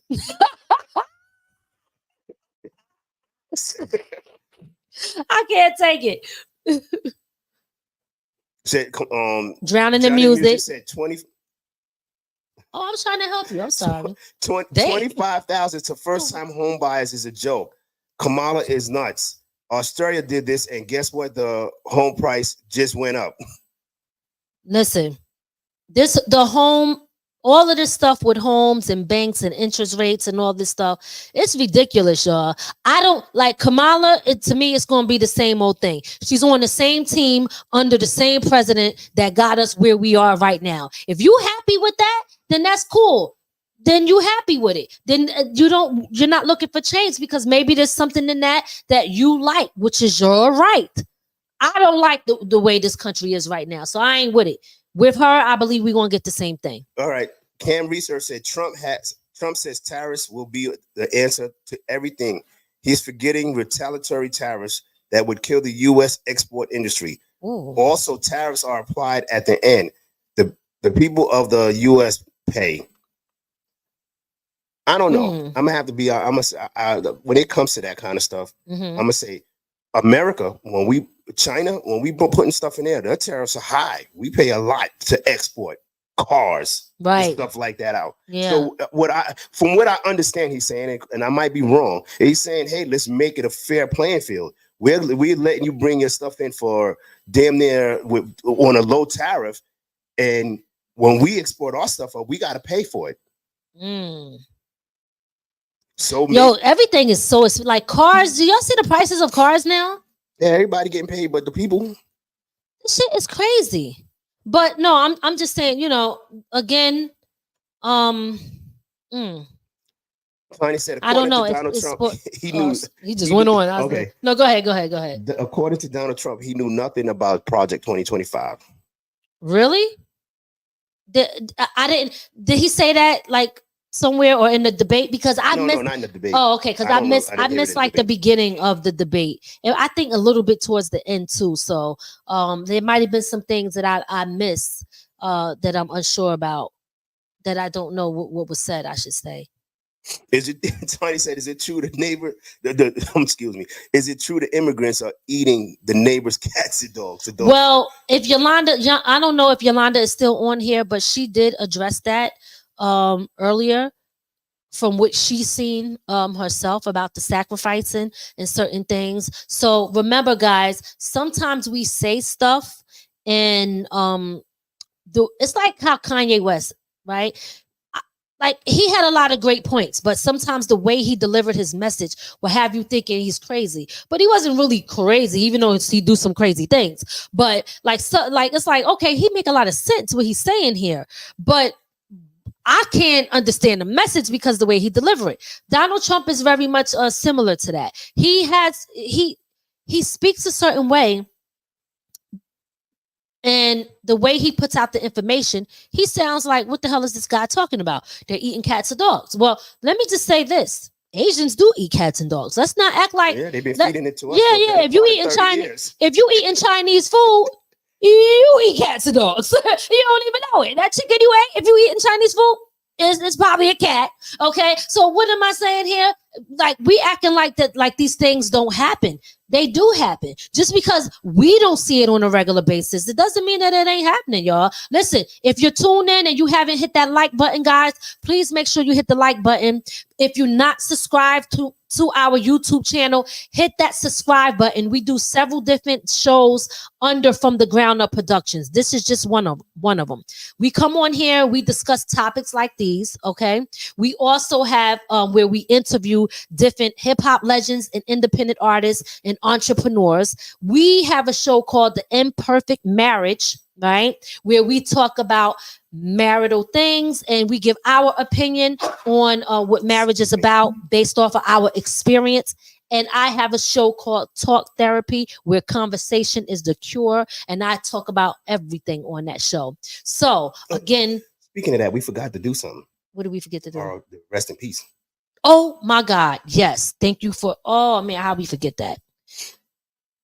Before we get back to this topic, we most definitely got to show our love and pay our respect to all of those that we've been losing lately. Frankie Beverly, y'all, has passed away.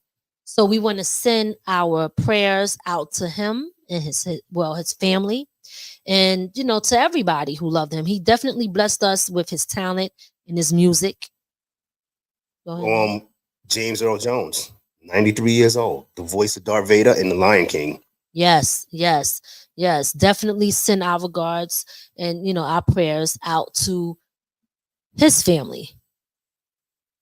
What's his name? Rich Homie Quan. Yep, Rich Homie Quan. Rich Homie Quan passed away. Mm-hmm. Okay, sending our regards out to them. You know what I mean? Fat Man Scoop, y'all. Fat Man Scoop. We send our prayers out to his family. It's like back to back to back, right? I say all of that. We send our prayers to them, to their family. They will be missed. They definitely touched all of us in some type of way. They shared their gifts and their talent that God gave them with us in the world. And they will forever live on, because we will always have something here to remind us of what they contribute to the culture, to the people, to everybody.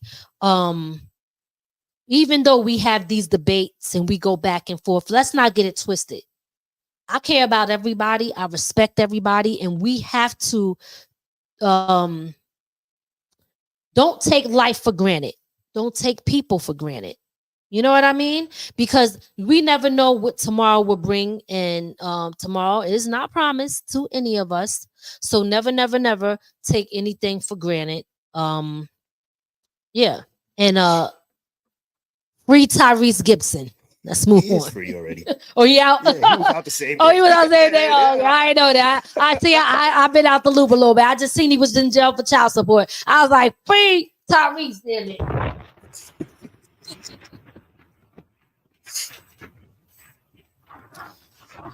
All right, back to the comments.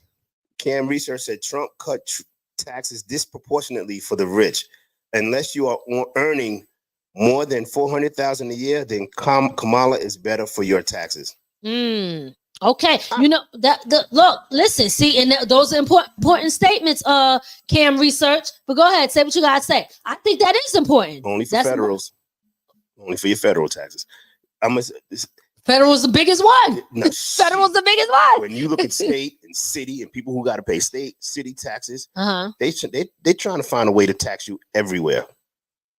Here's my thing on the taxes. So I don't make $400,000 a year. So that means that Trump ain't for me when it comes to that, right? But let me say this.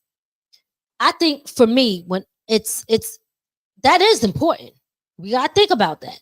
It's a great point to make and point out because our money is how we survive. Everything ain't based around that for me though. That's what I'm saying. We gotta weigh things here. So I got to look at that. I don't make $400,000. Okay.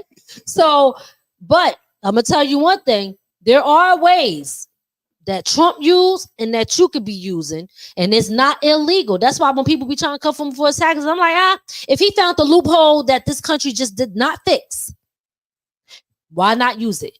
There are, if you got businesses, okay, let's talk about taxes for a hot minute. If you have a business, forget all that. I'm gonna use us as an example. From the ground up is a business. From the ground up production, this is a business. We do our podcasts. This is a business. People pay us to have interviews on this show. We also go out and we interview people live, and we do we record events, things that's going on. People pay us for that. This is our business. But at the same time, we work at home too. What does that mean? We write a lot of stuff here off on our taxes. We're using our electric bill. A percentage of that gets written off on our taxes. We use the internet because we're going live right now. A percentage of that get used on our taxes. I have to make phone calls with my cell phone. A percentage of that is on my taxes. If I have a guest come in here and I feed them, a percentage of that goes on my taxes. Water I give them, I can write that off. If I go and meet somebody and have a lunch with them and I'm discussing business, that I can write that off on my taxes. If I drive somewhere to do an interview, I can write that gas off on my taxes. What am I saying to y'all? The stuff that I purchase for all of this stuff, okay, I can write that stuff off on my taxes. This is for business purposes. What I'm trying to tell you is find your way out of what they're trying to stick you in. That's it. That's it. Okay, John in the music and Cam Research are going back and forth. They beefing? Should we just let them beef or what? John in the music, because I ain't getting involved. John in the music said, "How come my 401k was better in investments, and my bank account was fatter under Trump?" Cam Research responded, "The stock market is at an all-time high. 401k is doing better than ever." It is. I gotta go check my I got a 403b because I work for a nonprofit organization. It's the same thing, but I lost a lot of money a few times in my 401k. I gotta tell you, I gotta check. What? Okay, that's it. I think that those are the. Are we all caught up? Mm-hmm. I hope we didn't miss anything, but guys, yeah. What was I gonna say? I had something to say. I didn't forgot what the hell it was. I forgot. I know we talked about the borders. We talked about the prices. We talked about the racism with the 5 innocent kids. You know, we briefly touched on the housing market and, you know, how rent is so expensive, you know, and these are the things we got to talk about. Which one of these candidates is going to help us in these situations, right? You know, if somebody did something or didn't do something in the past, are they able to change and make it right? Donald Trump did some things. Can he come around this time and make it right in certain areas? Or maybe he can't, right? You know, I mean, we can say the abortions same for Kamala too. Right. Right, that's true. We talked about abortions, you know what I mean? And we talked about this whole sex, changing the sex for the kids, all of that. Like, yo, which one of those, and out of all of those, and the oil? We didn't really talk on the fracking as much because we don't know too much about that. You know what I mean? But I'm gonna be honest, we should be. I don't know if y'all know. Maybe you guys do, but we should be learning. We should be learning. Say something about it. Oh, he did. Let's see what he said. This is important. Let me see if that's it. Okay, he said U.S. oil production is at a record high currently. Fracking is fracturing the rock formation to release oil and gas. Look up burning rivers. It releases methane, a powerful greenhouse gas. So, that's not good. Yeah, that's what I'm saying. It causes cancer. You know what? Big shout out. Thank who was that? Cam Research. Mm-hmm. See that it's in your name. It's in your name, Cam. See, here's the thing. That is a big problem. And like, you know, sometimes we ignore these other issues like they're not important. They are very important.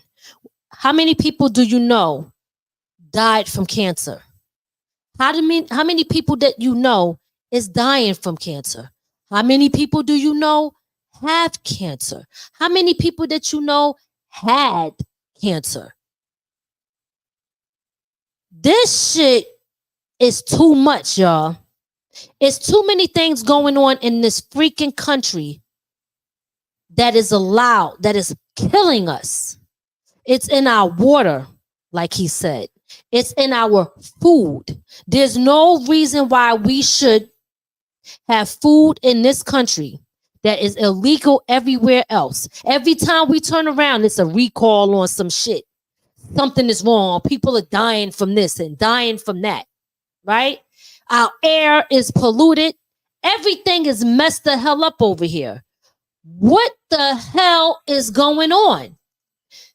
We have to pay attention to those things that Cam Research said as far as the oil and the fracking.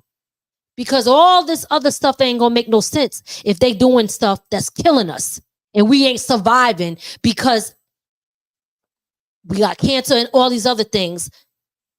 They're harming us. They're messing with our health. We got to do something about that. That's important. That's very important. Thank you, Cam Research, for pointing that out. Mm-hmm. Tanya's on to something. She said house taxes, insurance taxes, car registration taxes, casino winning taxes, everything. They tax everything. They do. They tax the tax, and then they turn around and tax you on the tax. Like, yeah, it doesn't make no sense. Here's the thing. We gotta fight. Like, how do we fight that? Right? All I know is that we complain about it. Do we come together, rally up people and say, yo, we need to make a change? Here's why these things need to change. I'm going to tell you like a few things that I think is important. If you are like, let's talk about elderly people.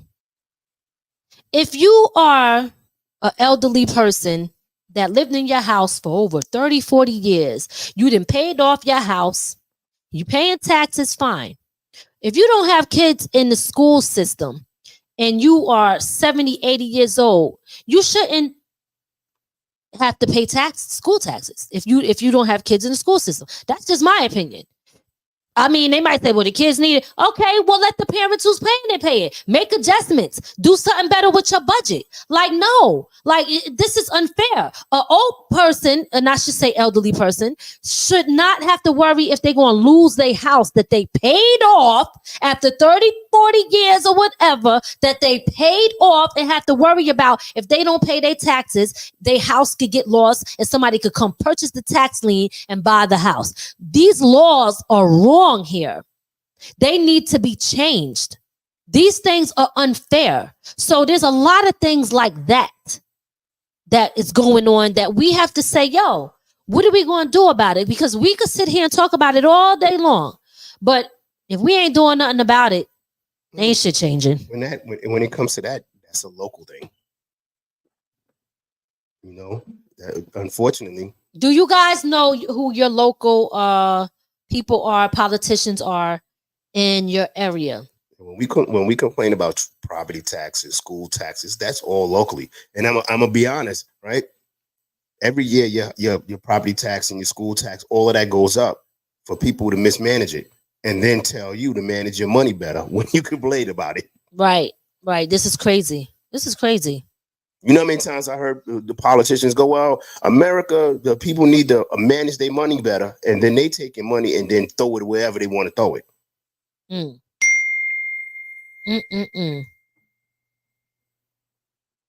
Yeah, this is crazy.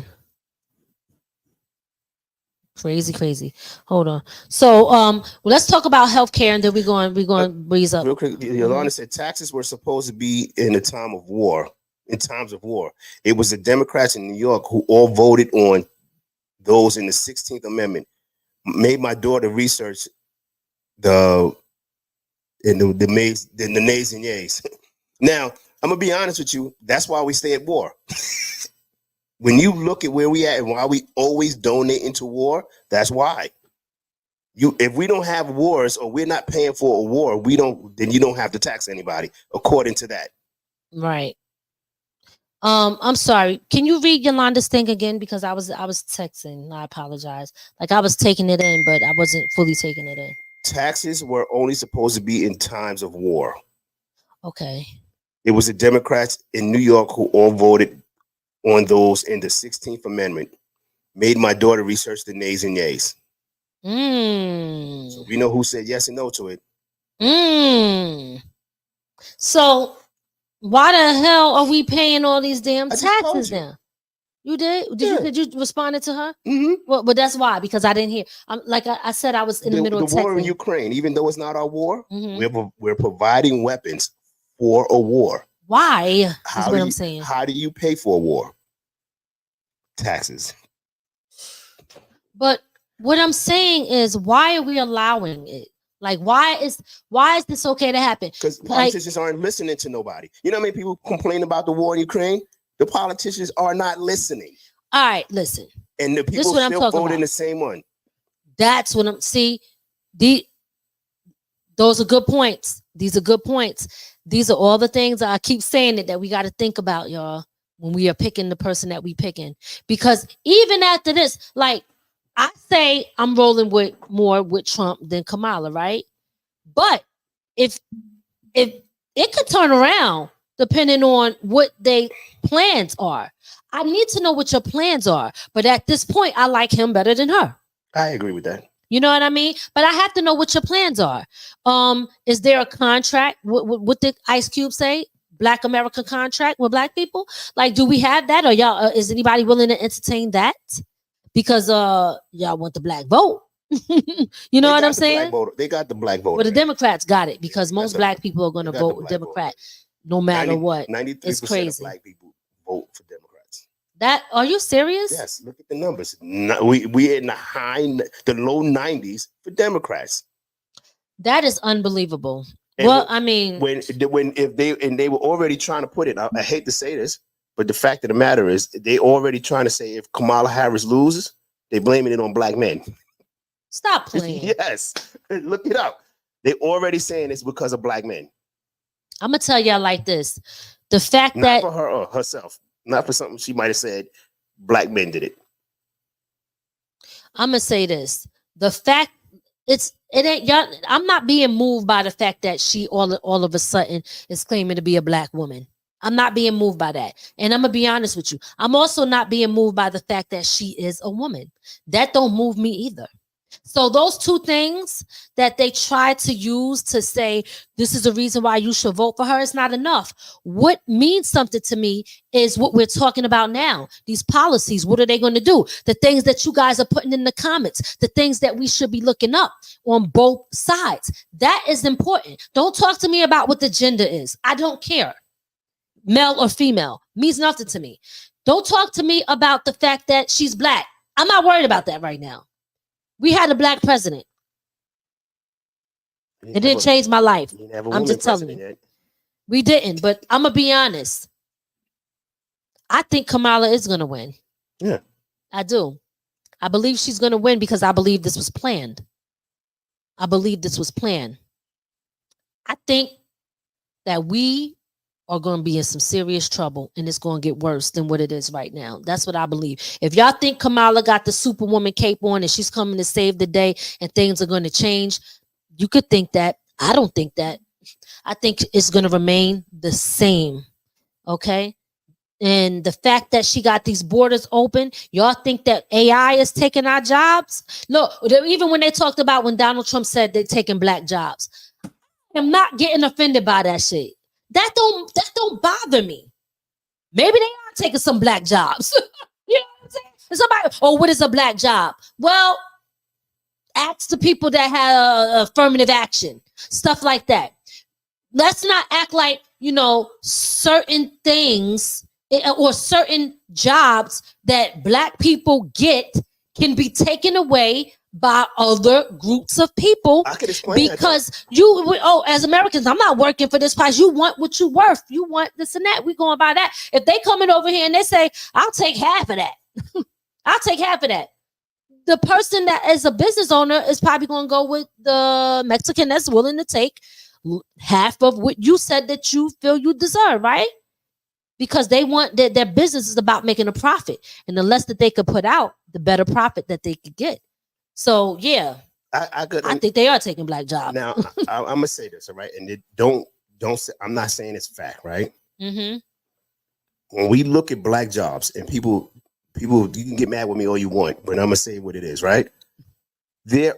Black people we are the minority in this country, but we are the highest incarceration, right? Mm-hmm. What happens is when black people come out, they take jobs like construction, truck drivers, the security, those type of jobs. Mm-hmm. So when Donald Trump is saying they're taking black jobs, you're looking at when a black person comes out of jail and there's a construction job, like you said, why am I pay this guy $19, $20 an hour when we might get a Mexican or somebody who came across the border who's willing to do it for way less? Right. A lot of those jobs, if you and people act like they don't want to do any research, but when you look at a lot of construction jobs, and we're not saying that some of these guys are not educated but a lot of the jobs on a lower level of construction are people who came out of jail. See that? So Tanya said, "What is black jobs?" I seen that comment up there somewhere. It's not about Tanya. Don't get me wrong. Big shout out to Ricky on the check-in. I see you, Ricky. It's not about black jobs. Meaning, don't let them confuse you with the racist rhetoric. And what I mean by that is, black jobs, automatically people want to think like the lower paying, messed up jobs that nobody want, the jobs that, you know what I mean? It's not about that. It's about the fact that, first of all, black people are already, struggling to a certain extent, but a lot of people are, not just black. But we know how it is in this country when it comes to black people. We know that it's difficult. Why you think affirmative action is in place, right? So if we talk about, hey, these laws need to stay in place because when it comes to black people, the laws go against us when it comes to hiring. If things are in place and people are taking the jobs, those are the black jobs. That's an example that I'm talking about, that we're talking about. What I believe that he meant. A lot of times we quickly want to get in our feelings about the way somebody said something because we see them as a racist. So no matter what they say, we take it in a certain way. And this is why I keep saying, sometimes don't be like that. Remove that way of thinking sometimes and don't look at it out of the lens of how they portray us to not even portray us. Don't look out of the lens of how they want you to think. What the agenda that they put out there for everybody to follow to continue to keep us separated as a people. If we don't come together, black and white people, the people coming across them borders is going to take over every damn thing. I don't care how it sounds. I'm sorry. They are. So we better get our shit together and stop worried about who's lighter and who's darker, because at the end of the day, when they come over here, they don't care. They see American. And I digress. You want to get to, because I seen a few people saying some stuff, and I want to go through that. Cam Research said Trump and his father were held to account for refusing to rent apartments to black people.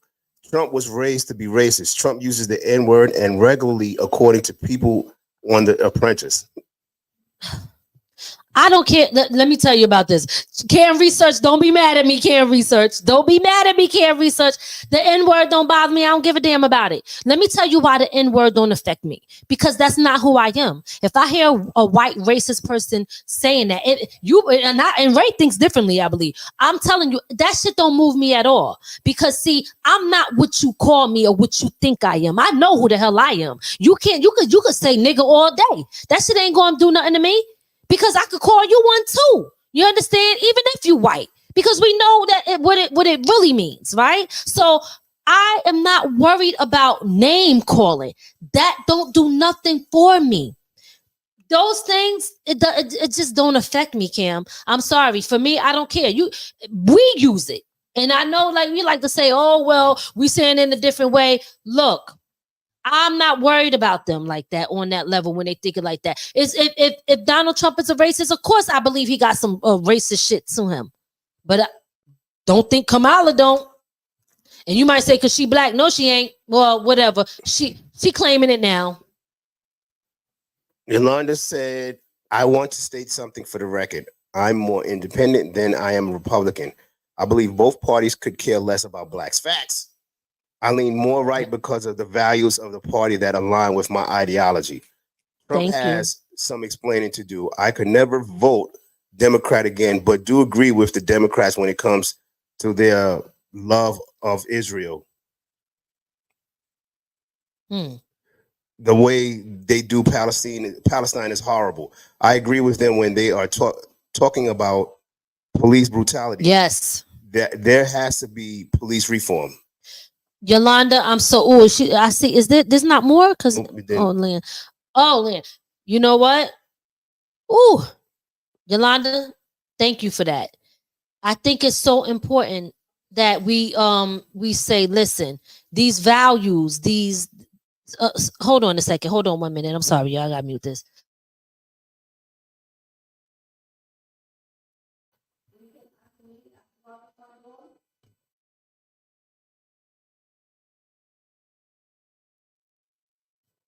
Okay, so check this out. What was I saying? She said they got some explaining to do. We know, and that's the point that I've been trying to make all night. Even if I'm leaning more towards this side, it doesn't mean that you totally got me my vote 100% yet. I need to understand what are your plans? What do you plan on doing? See, like I told y'all before, I used to vote blindly, and I only voted Democrat. All right. I did what I was taught. I'm telling you the truth. Vote Democrat because Democrats are for black people. So that's all I did. I didn't even do that much research. So I never educated myself fully on what these candidates was about. And this was ever since I was able to vote. Now that I understand the importance of understanding what they bring to the table and how it would impact me personally, I pick the candidate that best suits what I feel would affect me and my family, my neighborhoods, right? That's what's important to me. I'm sorry, there was another message up there. Right. Cam, was it this? Oh no, the Dodge. The veterans. He was talking about something on veterans. Oh, Cam Research said Walt served, unlike Cadet Bonesburst, who dodged the draft and disrespect veterans. So, and he was saying that to Drowning in Music. So, Drowning in Music responded by saying Trump doesn't disrespect veterans. Are you kidding me? You're thinking about Biden looking at his watch while the 13th fallen came back in cadet caskets. I'm gonna be honest. As a veteran, none of them give a damn about veterans. And all you got to do is look at the VA hospital and see that, or go outside the White House and see the homeless laying right outside the homeless veterans laying right outside the White House and around DC. So yes, none that's of them true. That is very, very true. And I say that so people have an understanding of the homeless. Veterans make up a large quantity of the homeless in America. So if for us to say any candidate cares about a veteran, you're lying. None of them do, because there's nothing done in reality to really help veterans. And let's go up to no, I'm sorry. Go Tanya. She said that Donald Trump only freed Kodak Black. No, it was right by that comment a little bit right there, right in between. Donald Trump, he only freed Lil Wayne and Kodak Black for black votes. You know what? It's a possibility that listen, I think they all got a motive. Listen, both of them are going to do stuff for black votes, and I wouldn't put it past. Like, why the hell would Donald Trump really give a damn about freeing Lil Wayne and Kodak Black? He like, is he like, it ain't like he in there rocking out to hip hop music. You know what I'm saying? So listen, there's definitely a motive behind it. So I'm not going to act like it's not. That's politics. Yeah, they both. Yeah. So I agree with you, Tanya. I believe he really did do that for the black votes. What is Kamala doing for them black votes, though?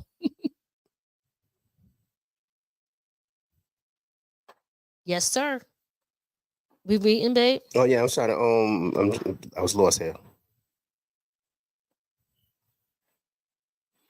I digressed, and he just what happened? So I'm gonna just read what I got lost. Tanya said, "Why do you say voting Democrat is suited for black people?" Why do is she asking me or you, or just in general? In general. Yeah, she said we're not the only ones voting Democrat. That's true. Well, you know what? That is true, Tanya. You're making a very great point there. That is very true, because white people vote Democrats too. What I'm saying is black people are expected to only vote Democrat. When someone that is not black votes something other than Democrat, people cannot believe it. People think that they're lost, or they're Uncle Tom, or they're not connected with their people, and they got all these reasons why they feel that black people have stepped out of the box that they were put in and out of character, and they're talked about like that. So yes, Biden said it. Yep. If you're not voting Democrat, you ain't black. Biden said it. Kamala's homeboy. All right? He said it. That's why. Because that right there, that narrative right there is the very reason why. Forget it. That narrative right there is what answered your question, Tanya. It's what they put out there. It's how they fed people, how they, what's the word I'm looking for? Conditioned people to think and how to be, instead of saying, nah, F that. I need to look at everything, not just what you told me to look at that works for me. Okay. Cam Research said Kamala plans to tax the rich and expand support for parents, $600 child tax benefits, first home buyers with $25,000, and small business $50,000 tax break. Trump wants breaks for the rich. I'm gonna be honest with you, Cam Research. They all say that. Every voting cycle, they all talk about plans to tax the rich or to support parents. It's the same talking stories. It's the same talking stories. And I'm gonna tell you, Cam Research, for me, I'm sick of it. I'm sick of the Democrats lying and promising us every year what they going to do and never hold up to what they say they going to do. They have not done nothing or made any damn change yet to show that they really, really trying to help the people. All they did when it came to that was talk about it. They never put any actions behind it. So nah, I ain't with it. Tanya said, let me ask Alexa. I can't take it. She asked it about Biden saying if you ain't voting Democrat, you ain't black. She said, let me ask Alexa. But if I remember it, he said it I ain't crazy. on the Breakfast Club. Yeah, he did. He said that on the Breakfast Club. Kamala, I think Kamala. Tanya asked who do y'all think is going to win? I think Kamala's going to win. It doesn't matter who votes for Donald Trump. Yeah, I'm gonna tell y'all. Listen, I ain't even gonna get into that because it's just too much. But at the end of the day, guys, listen, we're gonna close it out because I gotta go to the bathroom. Let me say this real quick before you close it out. Okay, I'm gonna tell you why for a fact they're not gonna let no more mistakes happen. Why? Hillary Clinton was supposed to win. What they did was underestimate the American people. When they looked at Donald Trump wasn't expecting to win that. When you looked at all the polls, he was losing in everything. When you look at the Midwest and all of that, they all went for Donald Trump. They're not going to let that mistake happen again. Now, we do got to read these comments before we give our final statements and close out. But no, Tanya's asked the question. I just read it. Oh, you did? Yeah, why you not paying attention? She asked her, who do y'all think is going to win? I said Kamala. Oh, I didn't hear you say Kamala. Yeah. I didn't hear you. I do. I ain't gonna lie. I think Kamala's gonna win too. Everybody that's tuning in right now, from if you're on Facebook, YouTube, I don't know. Well, we know where you're at, where y'all coming from because it's by your name. But who do y'all think is gonna win? Who do you think? What are you predicting? He said Kamala. I ain't gonna lie. I think Kamala's gonna win, but I'm most likely not gonna vote for her. Like I said, most likely I'm voting for Donald Trump. What did Yolanda say? Yolanda said the way of thinking is we should vote Democrat. Goes back to Susan B. Anthony and the women's right. They tried to incorporate black people's oppression back then to make their voice louder. Look at the LGBTQ. No other race or organization can compare to the horrific acts done to black people in America. Yep. I agree with you, Yolanda. We here, Yolanda. We here. And Tanya said he won. When he won, he didn't believe it, and neither did I. Yeah, Tanya, you wasn't America didn't believe it. No, that was a crazy moment. I ain't gonna lie, I was mad when Donald Trump won. I was like, what the hell? It was like, oh, snap. And yeah, things was happening, but like I said, America went to bed thinking that Hillary Clinton was going to pull it off. And when they woke up in the morning, they found out it was Donald Trump. Yep. America was pissed. Yes. I was pissed. I ain't going to lie. I was pissed. But now I'm going to be pissed if he don't win. Let's go. Oh, Drowning in Music said, okay, one last thing. Okay, y'all keeping us up. I told you that Drowning the Music. I gotta go to the bathroom. Laugh out loud. He said, Trump watched 300 plus electoral votes. You wait. It happened before. Yep. Tiny said the big wigs put him down out there thinking they could control him, not realizing he has real mental issues. Oh my God. He does. He does. I think he does. Mm-hmm. Tiny said she was devastated. Oh my God. And Tell Mama said, what did she say? I think Trump will win to create historical precedent. Yes. Okay. Can Research said Kamala should win. Who can support the insane candidate who talks, sharks, and electrocution? She said what? I'm sorry. Kamala should win. Who can support the insane candidate who talks sharks? I think that's his sharks. Sharks and electrocution. Yeah. And then Tell Mama said then pop. I don't know. All right, Yolanda, this is the last one. I believe Trump will win, but they will try to keep him out.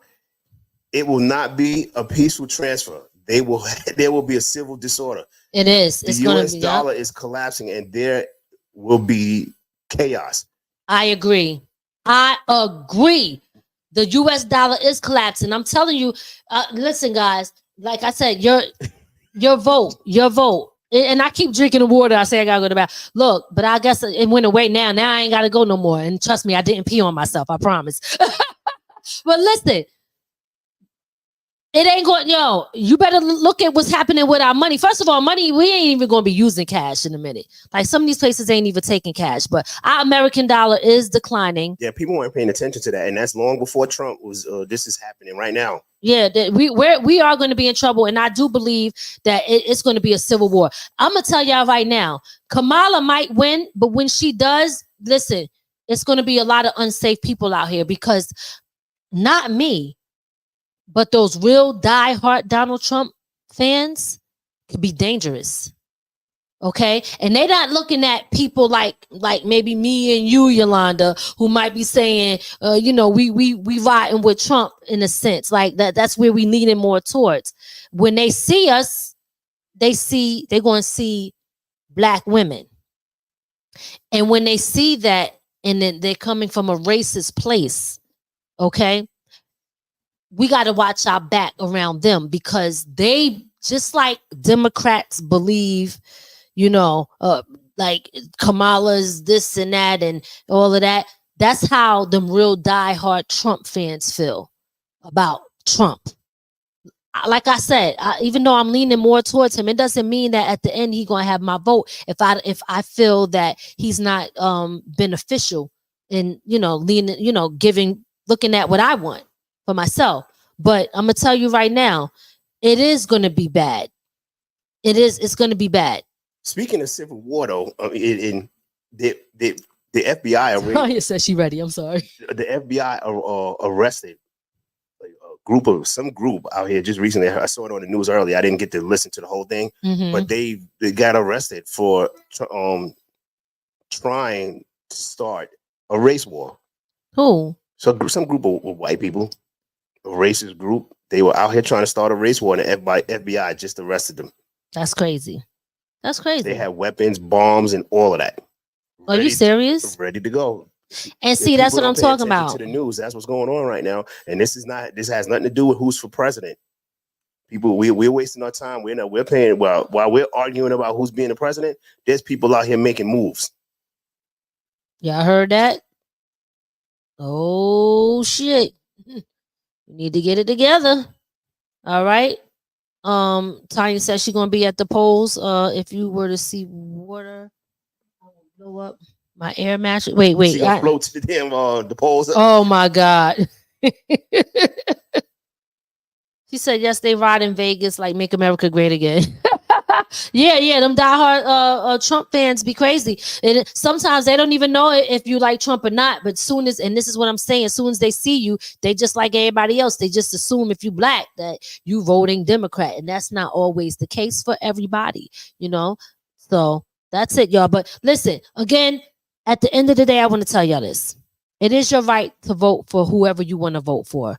But we have these conversations, of course, because we want to, say our opinion, say how we feel, give the information that we have. But I always say, do your research, right? The same way how you guys give us information and we have to do our research. But it is important to have these conversations if you are a person that vote or if you're thinking about voting, because you should understand what your candidate is offering you and how it's going to benefit you, your family, and your community and your people. That is very important, but it doesn't matter. At the end of the day, your right to vote for who you want to vote for, it is your right.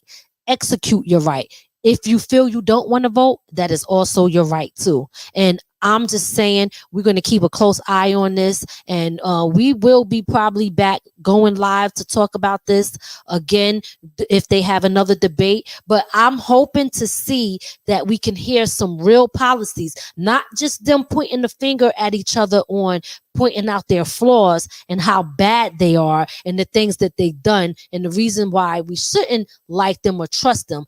But What are you offering us, the American people? What are you going to do for us that is going to make our economy better, that is going to make our communities safer, that is going to make our food safer, our water safer? Like, all of these things, they all matter.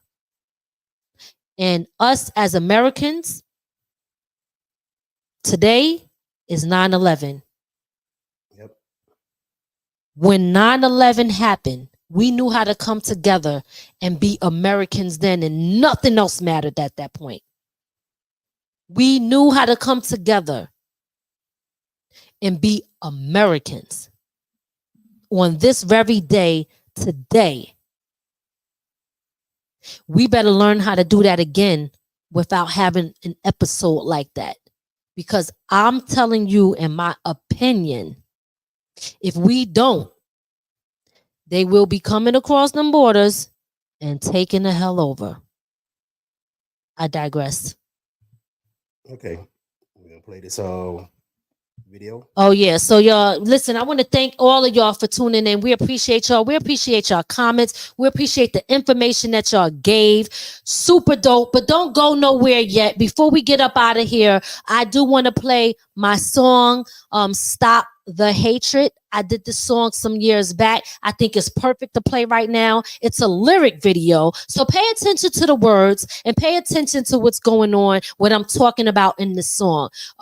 Definitely appreciate y'all so much for tuning in. And we hope that y'all stick out with us. If you, like I said, y'all, if you haven't subscribed to our channel, hit the subscribe button, stay in contact with us, follow us on our social medias so you know when we will be going live, or you know when we're posting some of our shows. This song right here, you ready? Mm-hmm.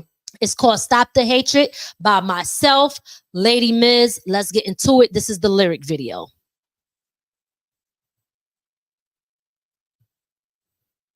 It's coming. It's a coming.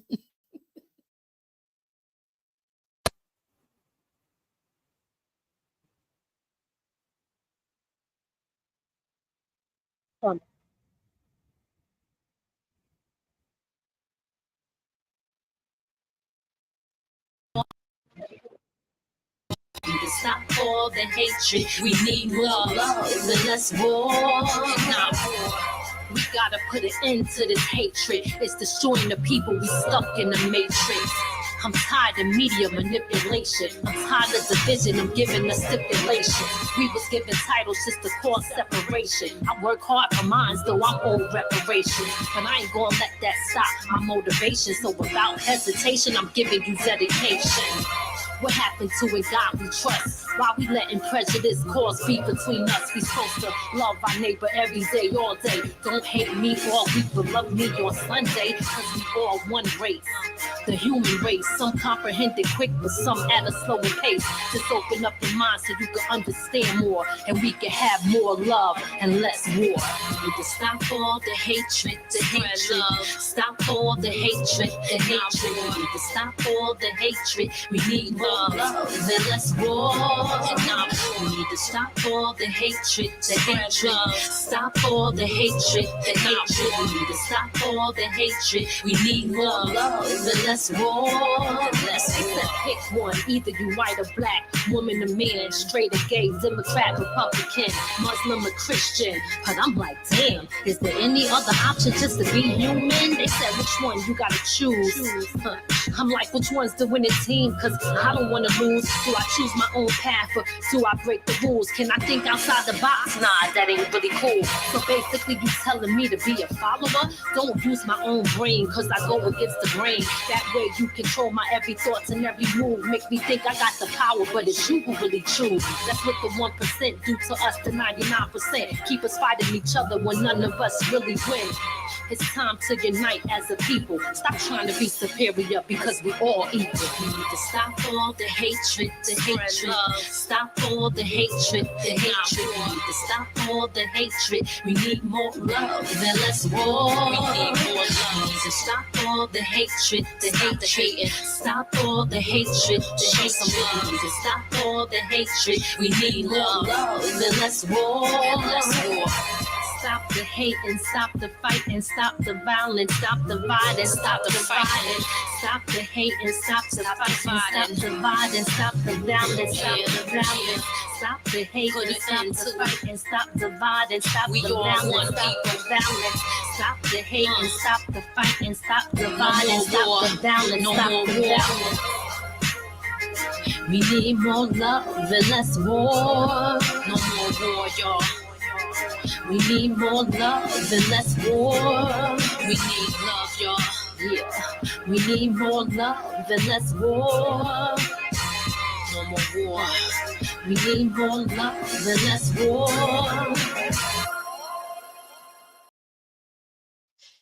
Yes, y'all. That was my song called Stop the Hatred.